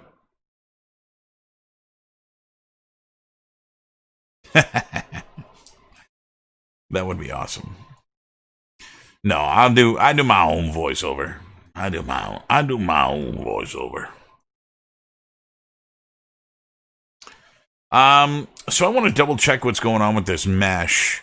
I may just say to hell with it and leave it. But I believe what's going on is that I think that mesh, I'm in the wrong software. I believe that the window that I have here has actually got polygons on both sides. So I think if I go and select my polygon here, we're going to have 2. And so, yeah, I've actually got duplicate polygons in the same place, which is the issue. And so flip that.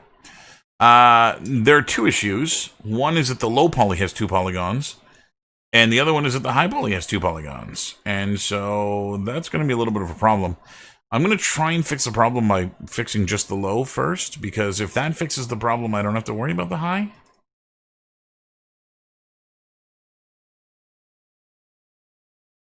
Let's see. My computer. My computer. So I built this computer just a couple of months ago. It's not very old. I have a AMD Ryzen 3900X in here.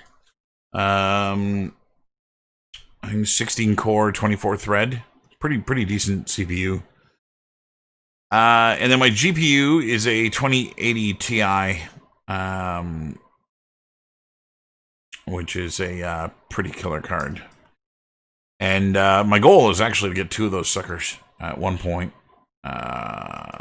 Not feasible money-wise right now, but I will at some point buy another one and run them parallel, or in tandem, rather. Okay, lovely. So yes, by swapping out that duplicate panel, it seems to have cleaned up that section for me. So that's lovely. Lovely. That means I'm good to go. So, let's jump over to our colors here. And I've got a smart material that I made for my UI that I want to try on this just to see what it does. Which was my, the hell did I call it? Moldy wood? Yeah, that's it. Moldy wood.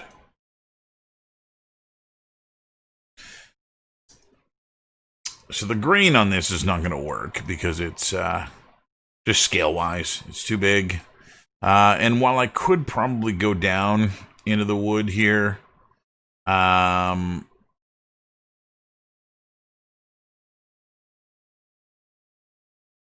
go and find where the grain is. There's the wood fibers there. I could probably change the scale on them to get them to work. But it's just like, it's ugly. It's really noisy. It worked really well on the button because I was trying to go and do that. Yeah, the reasons I did a lot of research on the CPU before I bought it. I've been an Intel guy for the longest time, and my last chip was an i7. And I looked at the i9, and I looked at the cost of the i9, and I looked at the numbers that the i9 was pumping out. And I looked at those numbers when compared to the Ryzen. And I was like, man, why the fuck am I buying an Intel? And I ended up not. And so, yeah, I went AMD. It was just a much better card, better chip for the price. And just what it's capable of doing. It's just a better CPU. And so that's why I went that route. And this stuff is all really fucking grainy. So I might have to just tone it down a little bit. It's also the resolution. So this hutch has a 4K texture on it right now. And I'm still not getting the resolutions that I want out of it, which is a shame because. Okay, so this is getting a little bit closer. I'm gonna have to make 2 of these things, and change the direction of the fibers. In some places, the fibers are exactly the way that I want them to be. And then in others, they don't make sense. So they should always run lengthwise, like the top here. the fibers should always run with the length of the board.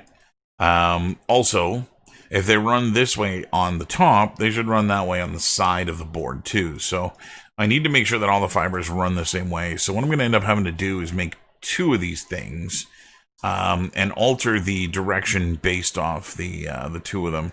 And again, I'm going to start off by trying to make the hutch as brand new as I can. And once it's brand new, then I can go and fuck it up. And so let's go find where the wood grain is. So that's some of the fibers in there. There's the other fibers. Those are fibers. So there's 3 different fiber sections here. Small, medium, and large. And I need to adjust all of them. So I'm going to go to large. Scaling is at 2. So I'm going to bring that down. Let's do -5. And then we're going to go to the medium fibers. And the size here is at 10. That's a brush stroke. That's not what I want. Wood fibers, that's what I want. Okay, this is at 3.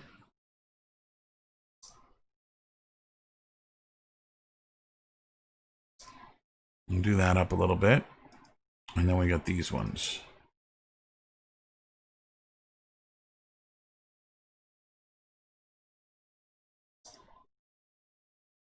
And that's a little bit better. Okay, so now that I have that separated, I'm going to have to identify tileable with a smaller texture mask, blending to another tileable. Yeah.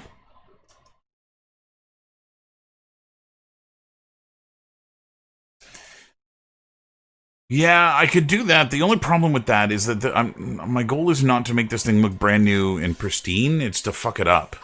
And so I'm going to end up with a lot of like mold and shit on it. And that won't look so good if it's tiling. I mean, I guess I could make a tiling mold material and then just get like a 4K mask to blend it. I'm going to see what I can do with a 4K texture. Like a 4K texture should be plenty enough to do something this big. And so let me see what I can do. Because my pixel density is like 1:1 right now, right? My texel density, it's absolutely perfect because I used Maya, and so it means the wood fibers are exactly the right size everywhere on this thing. And like that looks, if I look at the back where the texture's the largest, like it looks decent. I think it's gonna work. So okay, I'm gonna call these horizontal wood, and then I'm going to duplicate this, duplicate layers, which is going to be called V wood. And in the vertical wood, we're going to go rotate each of those wood fibers. So wood fibers, rotation 90. This one. They're already 90? Okay. Make them 0.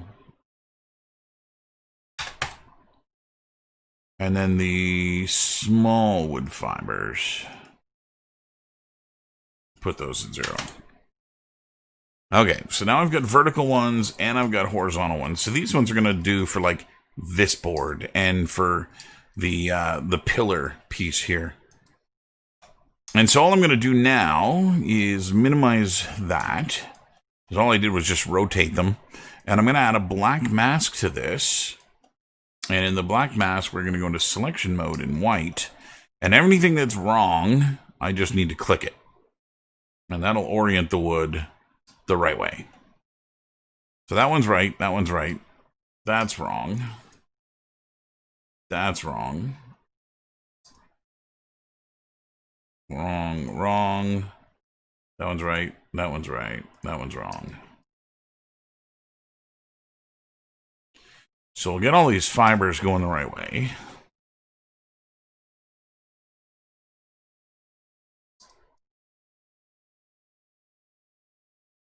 That looks fine. That looks fine. Okay, that's going left to right, left to right, left to right, left to right. That one's fine.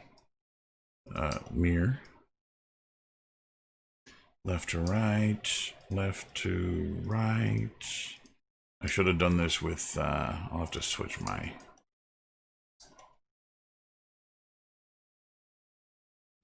selection type here from polygon to whatever that's called. UV island block thing. This way. This way. That one's fine. Those go vertical. That goes vertical. This goes vertical. Vertical. And vertical. That way. This should be vertical. Vertical. Vertical. Vertical. Horizontal. Horizontal. Horizontal.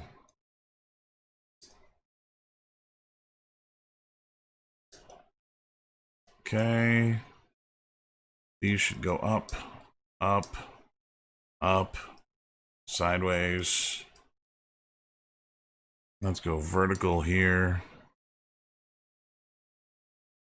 Okay, this door's good. Wait, what's that? You gotta go that way.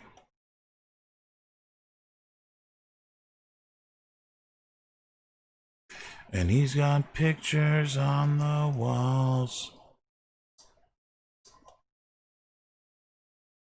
There, the back's all going sideways now.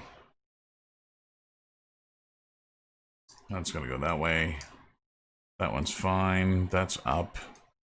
Okay, the door, we're gonna go up and up. Hi, who are you?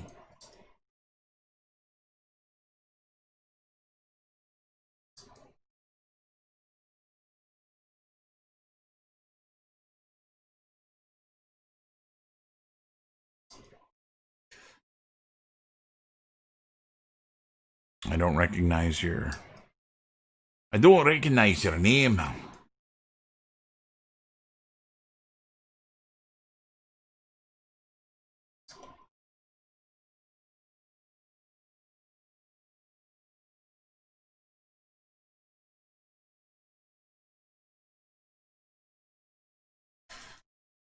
Okay.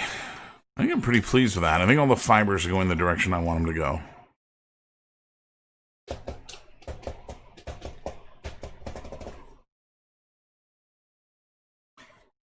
Now, let's go add some brass. I'm going to do bronze here.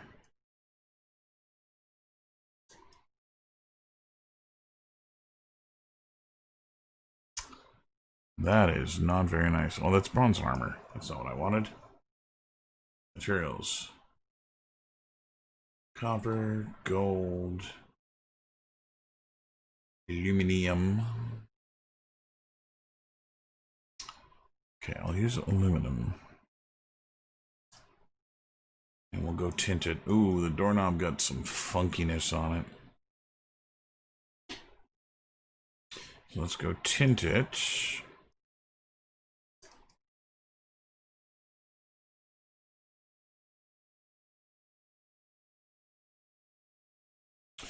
How you doing, Rich? I didn't recognize your tag here.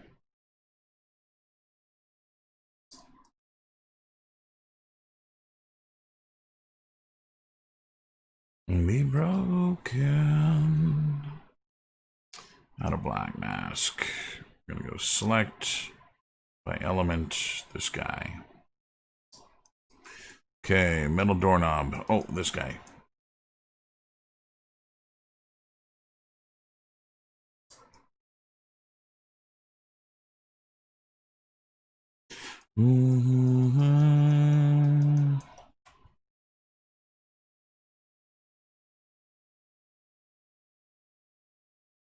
Okay, so far so good. So the next thing I want to do is I'm going to pay attention to the drawer here. So typically drawers, and actually a lot of the inner components of this thing, at least the bottom part of this, would not have the same level of wood finish on here that's on this.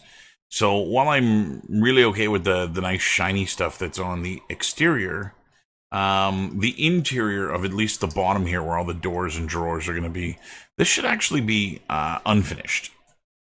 And so it means that I need to duplicate my woods here. So to do this, I'll grab the top one here, and I'm going to create a folder, and I'll put the woods in the folder, and we'll call this varnished wood. Which, that's fun. Let's turn caps off and try that again.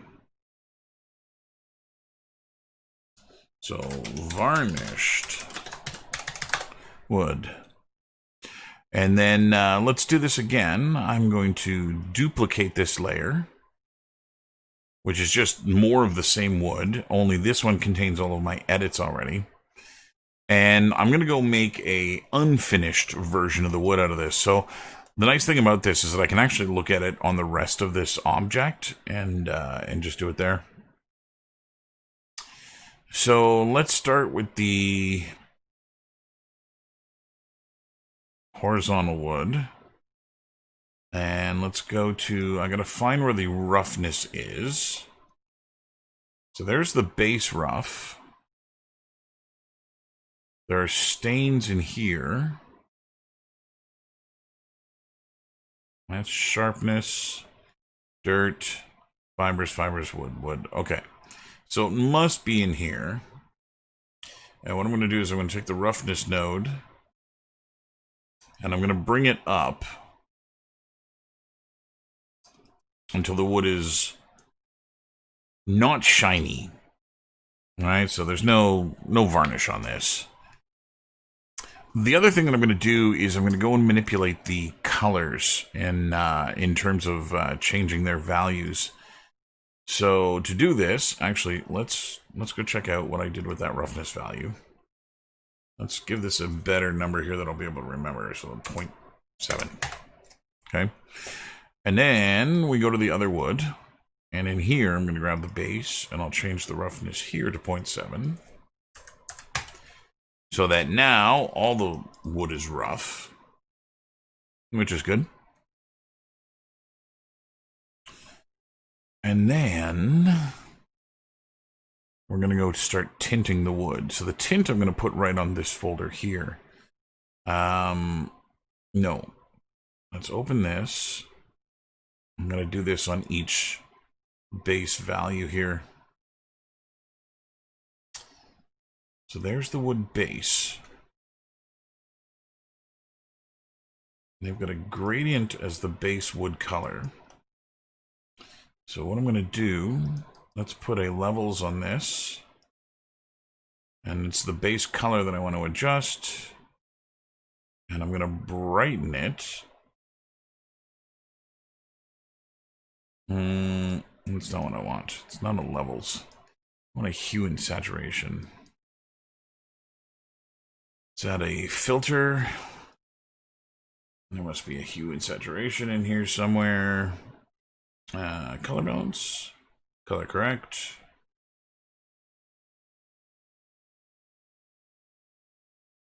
It must be the color balance. Highlight, shadows, midtones. No. That's not what I'm after.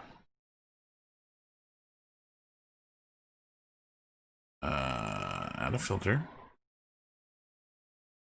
And bevel, blur, blur direction, blur slope, clamp, color balance, color correction, color match, contrast, drop shadow, glow, gradient, gradient curve. Oh, there's more down here. That's why I didn't see it. There it is. Okay, so saturation, I'm going to pull down, and lightness, I'm going to pull up.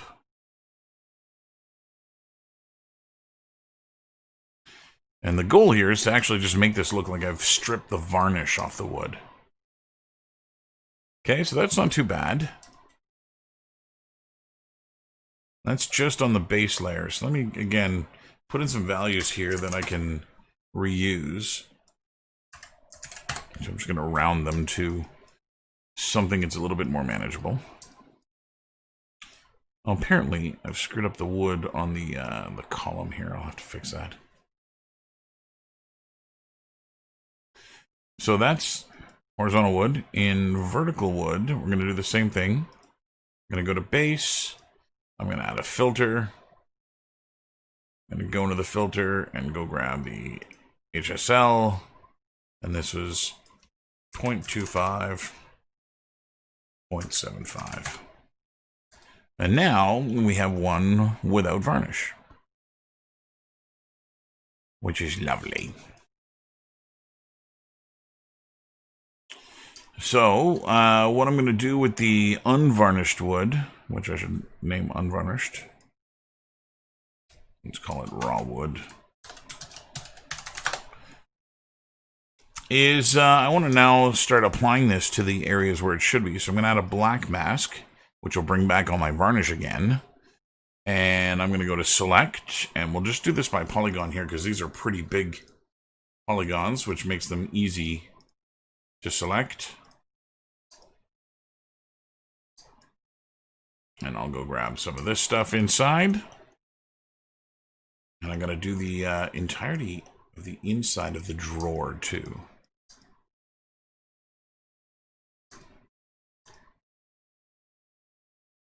If I can get my camera in there.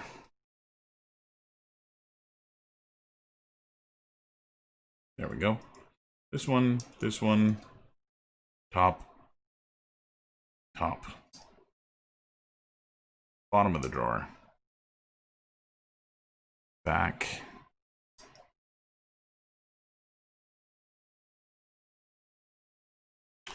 Yes, sir. That is the whole point of what I'm doing. So, Richard, if you remember the Overwatch thing that I showed you guys in class, this is now the one that is going to be replacing that. Okay, and I'll make sure the bottom of the drawer is rough. Okay, so there, I've got roughness where I want the roughness. Let's go tweak in here this mask, this element, this. Okay, that's good. And then in the raw wood, this. Okay.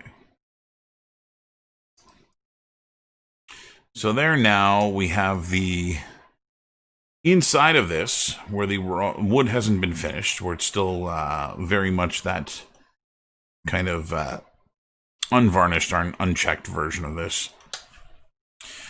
Okay, so far so good. The next thing that I want to do is now start, well, damaging this thing. So that's going to be fairly easy to do here. I've got this raw wood that I've gone and done, and I'm going to create another folder, and I'm going to place the raw wood into that folder, and I'll minimize that folder. And what this is going to do is give me the ability to put another black mask on here, or in this case, yeah, let's put a black mask. Let's not put a black mask. Let's put a white mask. There. And what I'm going to do now is on that mask, I'm going to add a generator. And in the generator, we're going to go and put, let's put the dripping rust on it. And see what we can do here. So,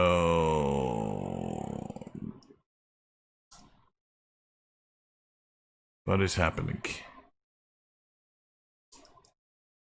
Oh, it's only happening in there. That's not what I want.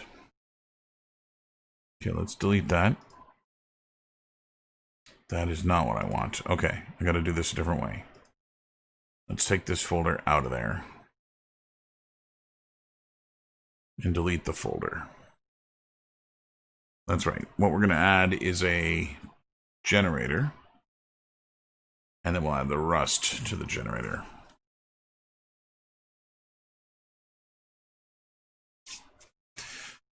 Yeah, I ended up doing that different with your class. And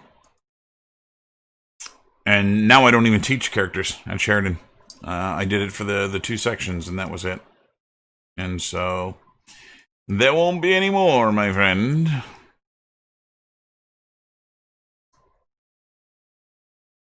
Okay, this isn't too bad. Let me smooth out the drips a little bit. And increase some of the dripping. Pull this back a little bit. Now this did go back and put some of that varnish in there. Which sucks. I'm going to see if I can do this as a screen. Because I don't want it to add varnish to the places where I've removed it. So we're just going to make sure that we only take away from the mask. And so let's do that. Spreading smoothness. Where's my intensity in here?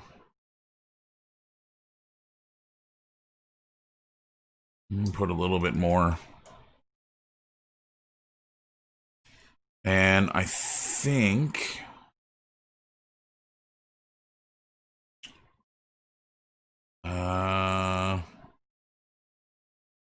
yeah, this is not going to let me do that.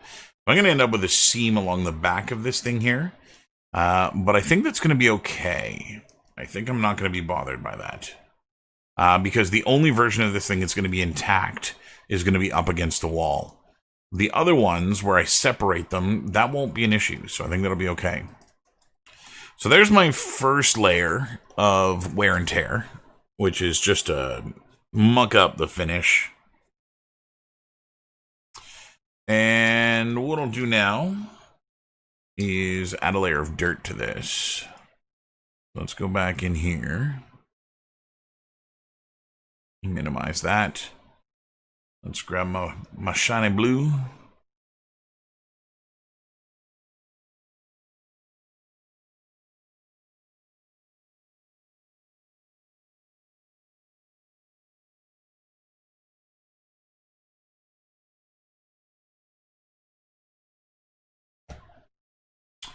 So the dirt is going to be really dark brown, not shiny. I'll make sure it's really not shiny. I think I'm going to pull the height down on that rust too, just to make sure it's not overpowering. That might be a little too red. That's a little better. We're going to add a black mask to this, and we'll add a generator to the black mask. And then on the generator, we're going to go and find us some dirt.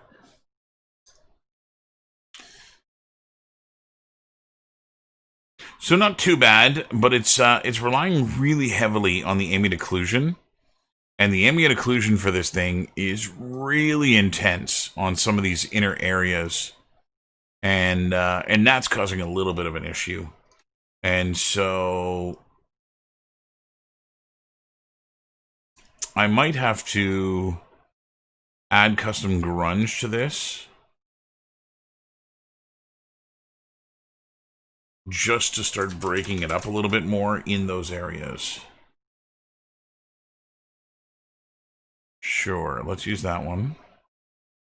Grunge scale.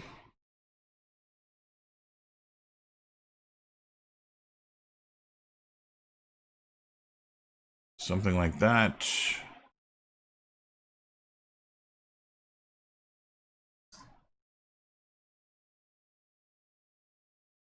Okay. It's not too bad.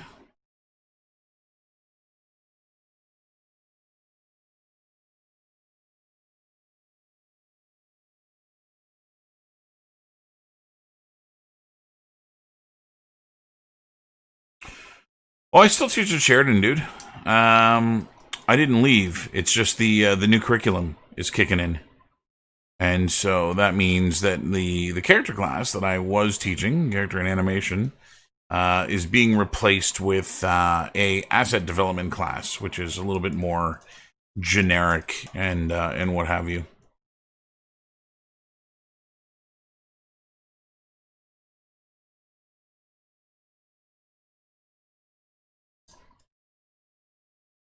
Okay, I'm digging that. I'm going to go and do some ground water damage on this, I think. I'll do this again with another blue and shiny. And we'll make this gray. A darker gray. Yeah, that's better. This one too is going to be pretty rough. I'm going to go into that rust, I think, and there's not actually any height on that. Somewhere there's height. Yeah, it's in this. Height. That's better. It's too overpowering. So in base color, where was I here? This is going to be a multiply. So I can get the tint I want.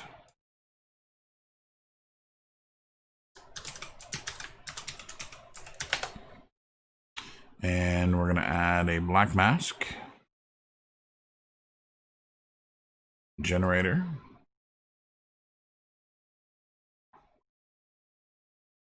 And in the generator, we're going to go find ground dirt. And put ground in here.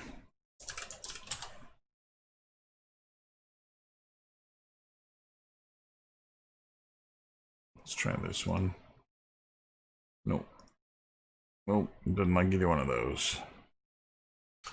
So let's go to the smart masks.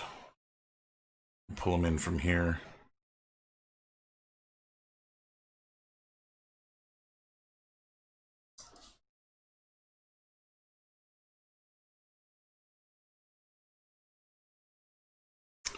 Not too bad.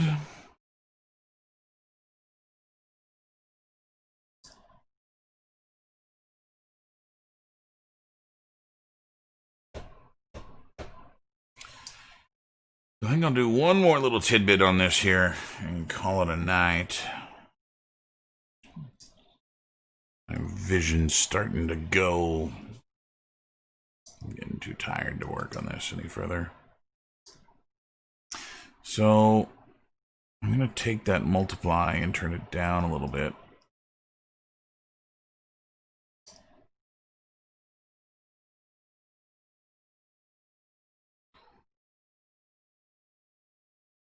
Maybe up a little bit more.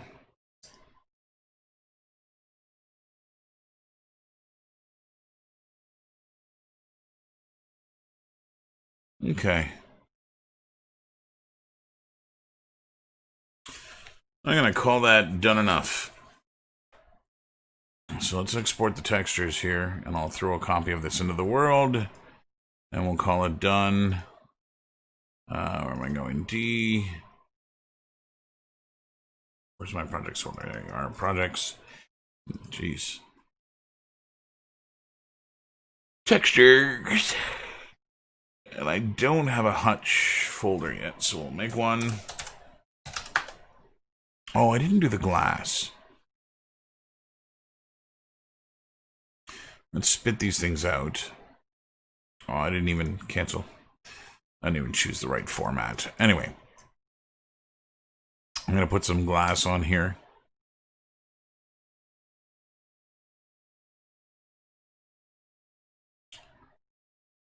I don't think it's that they're switching to Unreal. I think it's just that they're more open to including Unreal, which is something that was just never. Well, not never. I mean, I made you guys do stuff in Unreal. I was never going to go the Unity route.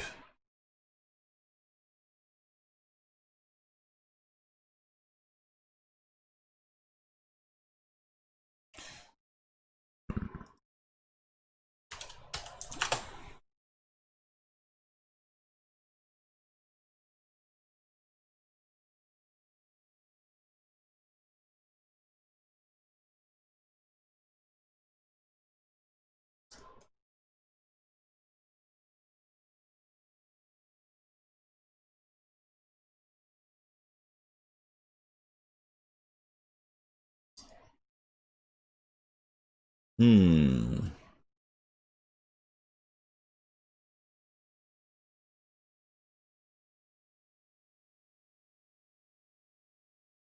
It must be height. There we go.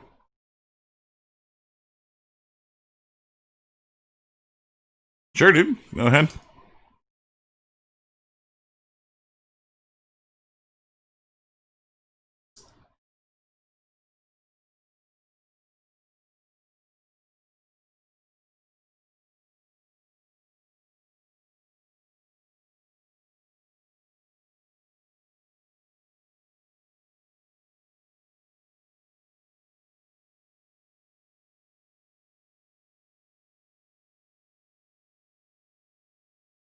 I feel so alone now.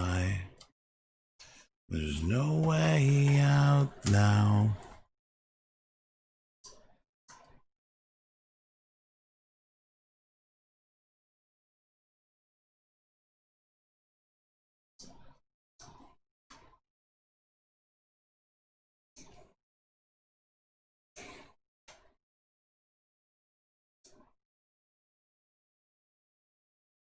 I've never been alone. I've never been so alone.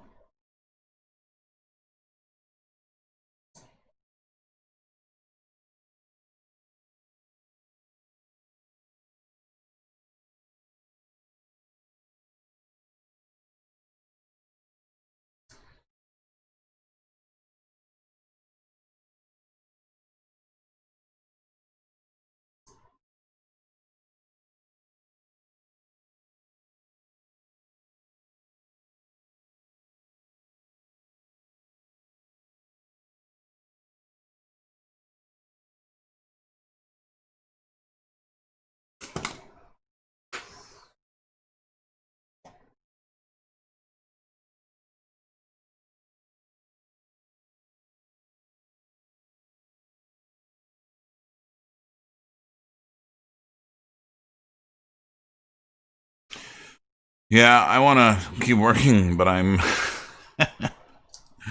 I'm not staying awake either. I can't even think about what I'm clicking on anymore. Why did I make the whole fucking thing gray? Oh yeah, this is supposed to be a facsimile of glass.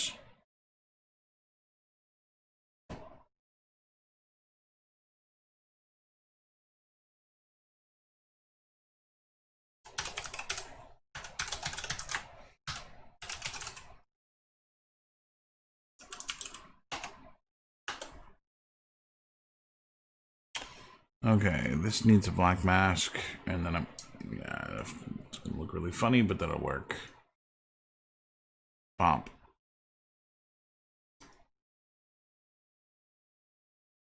I'm a freak of nature. Let's see what I can do with this.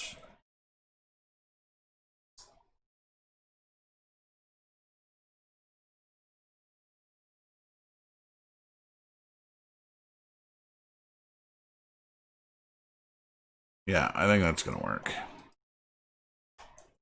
Again, I don't want to waste transparency on this thing, so that's what it's gonna look like. Unreal packed.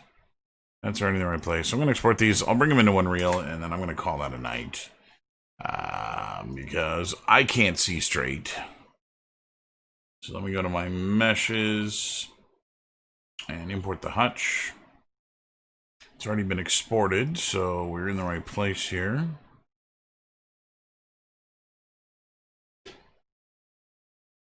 FPX, alphabetical. Yeah, generate collision.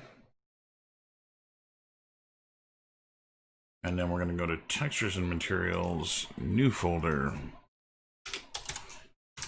Really now, I'll put up good show. What was I doing? That was the right folder. Textures. Touch. Normal. That's base color, normal. I don't need a rough map. As cool as you. Let's turn this off. Generate any material.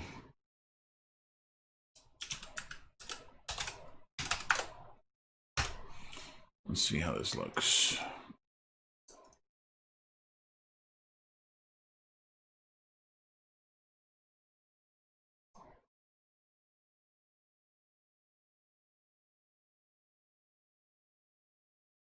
I think Ian's already gone. He didn't say goodbye.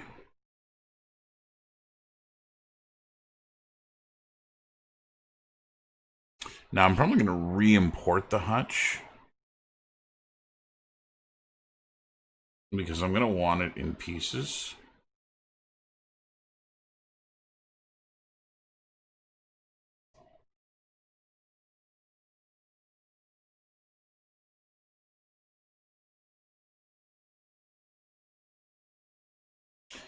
As predicted, which is good. No surprises. This is going over on this side of the room.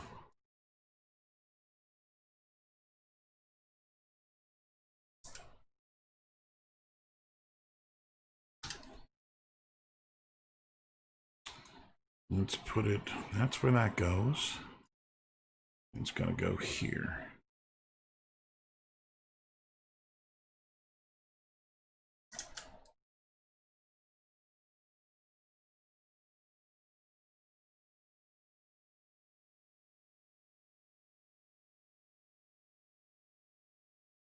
That'll work. This is not a game, Rich. This is the character selection thing, like the Overwatch one I showed you. This is just a different one. Different one. It's going to be the one that I'm doing this year. I'll put it here too, I think. At least intact. I'll put it in 2 places. We'll just tuck it in behind here a little bit, so it doesn't interfere with character movement.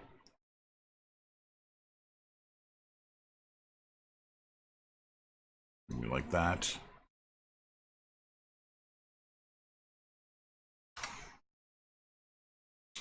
Go see what they look like.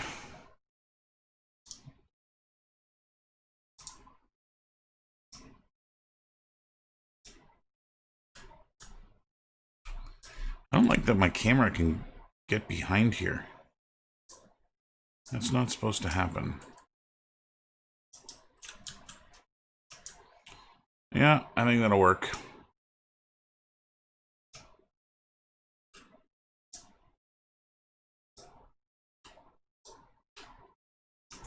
And then, yeah, I'm going to bust it apart and get the components out of it. So I'm definitely going to have to re-import it.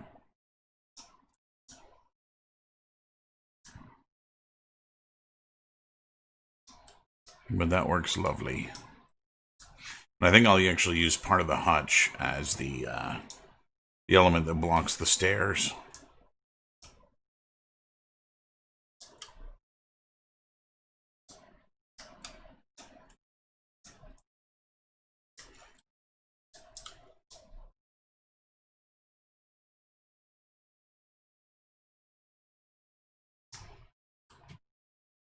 Cool. Savez-vous. And that'll be all she wrote for this evening. So yeah, that's it for tonight. Thanks for hanging out and watching. And remember, if you haven't been here before, that I do these things every weeknight between 8 and midnight or thereabouts. We're a little past midnight now. And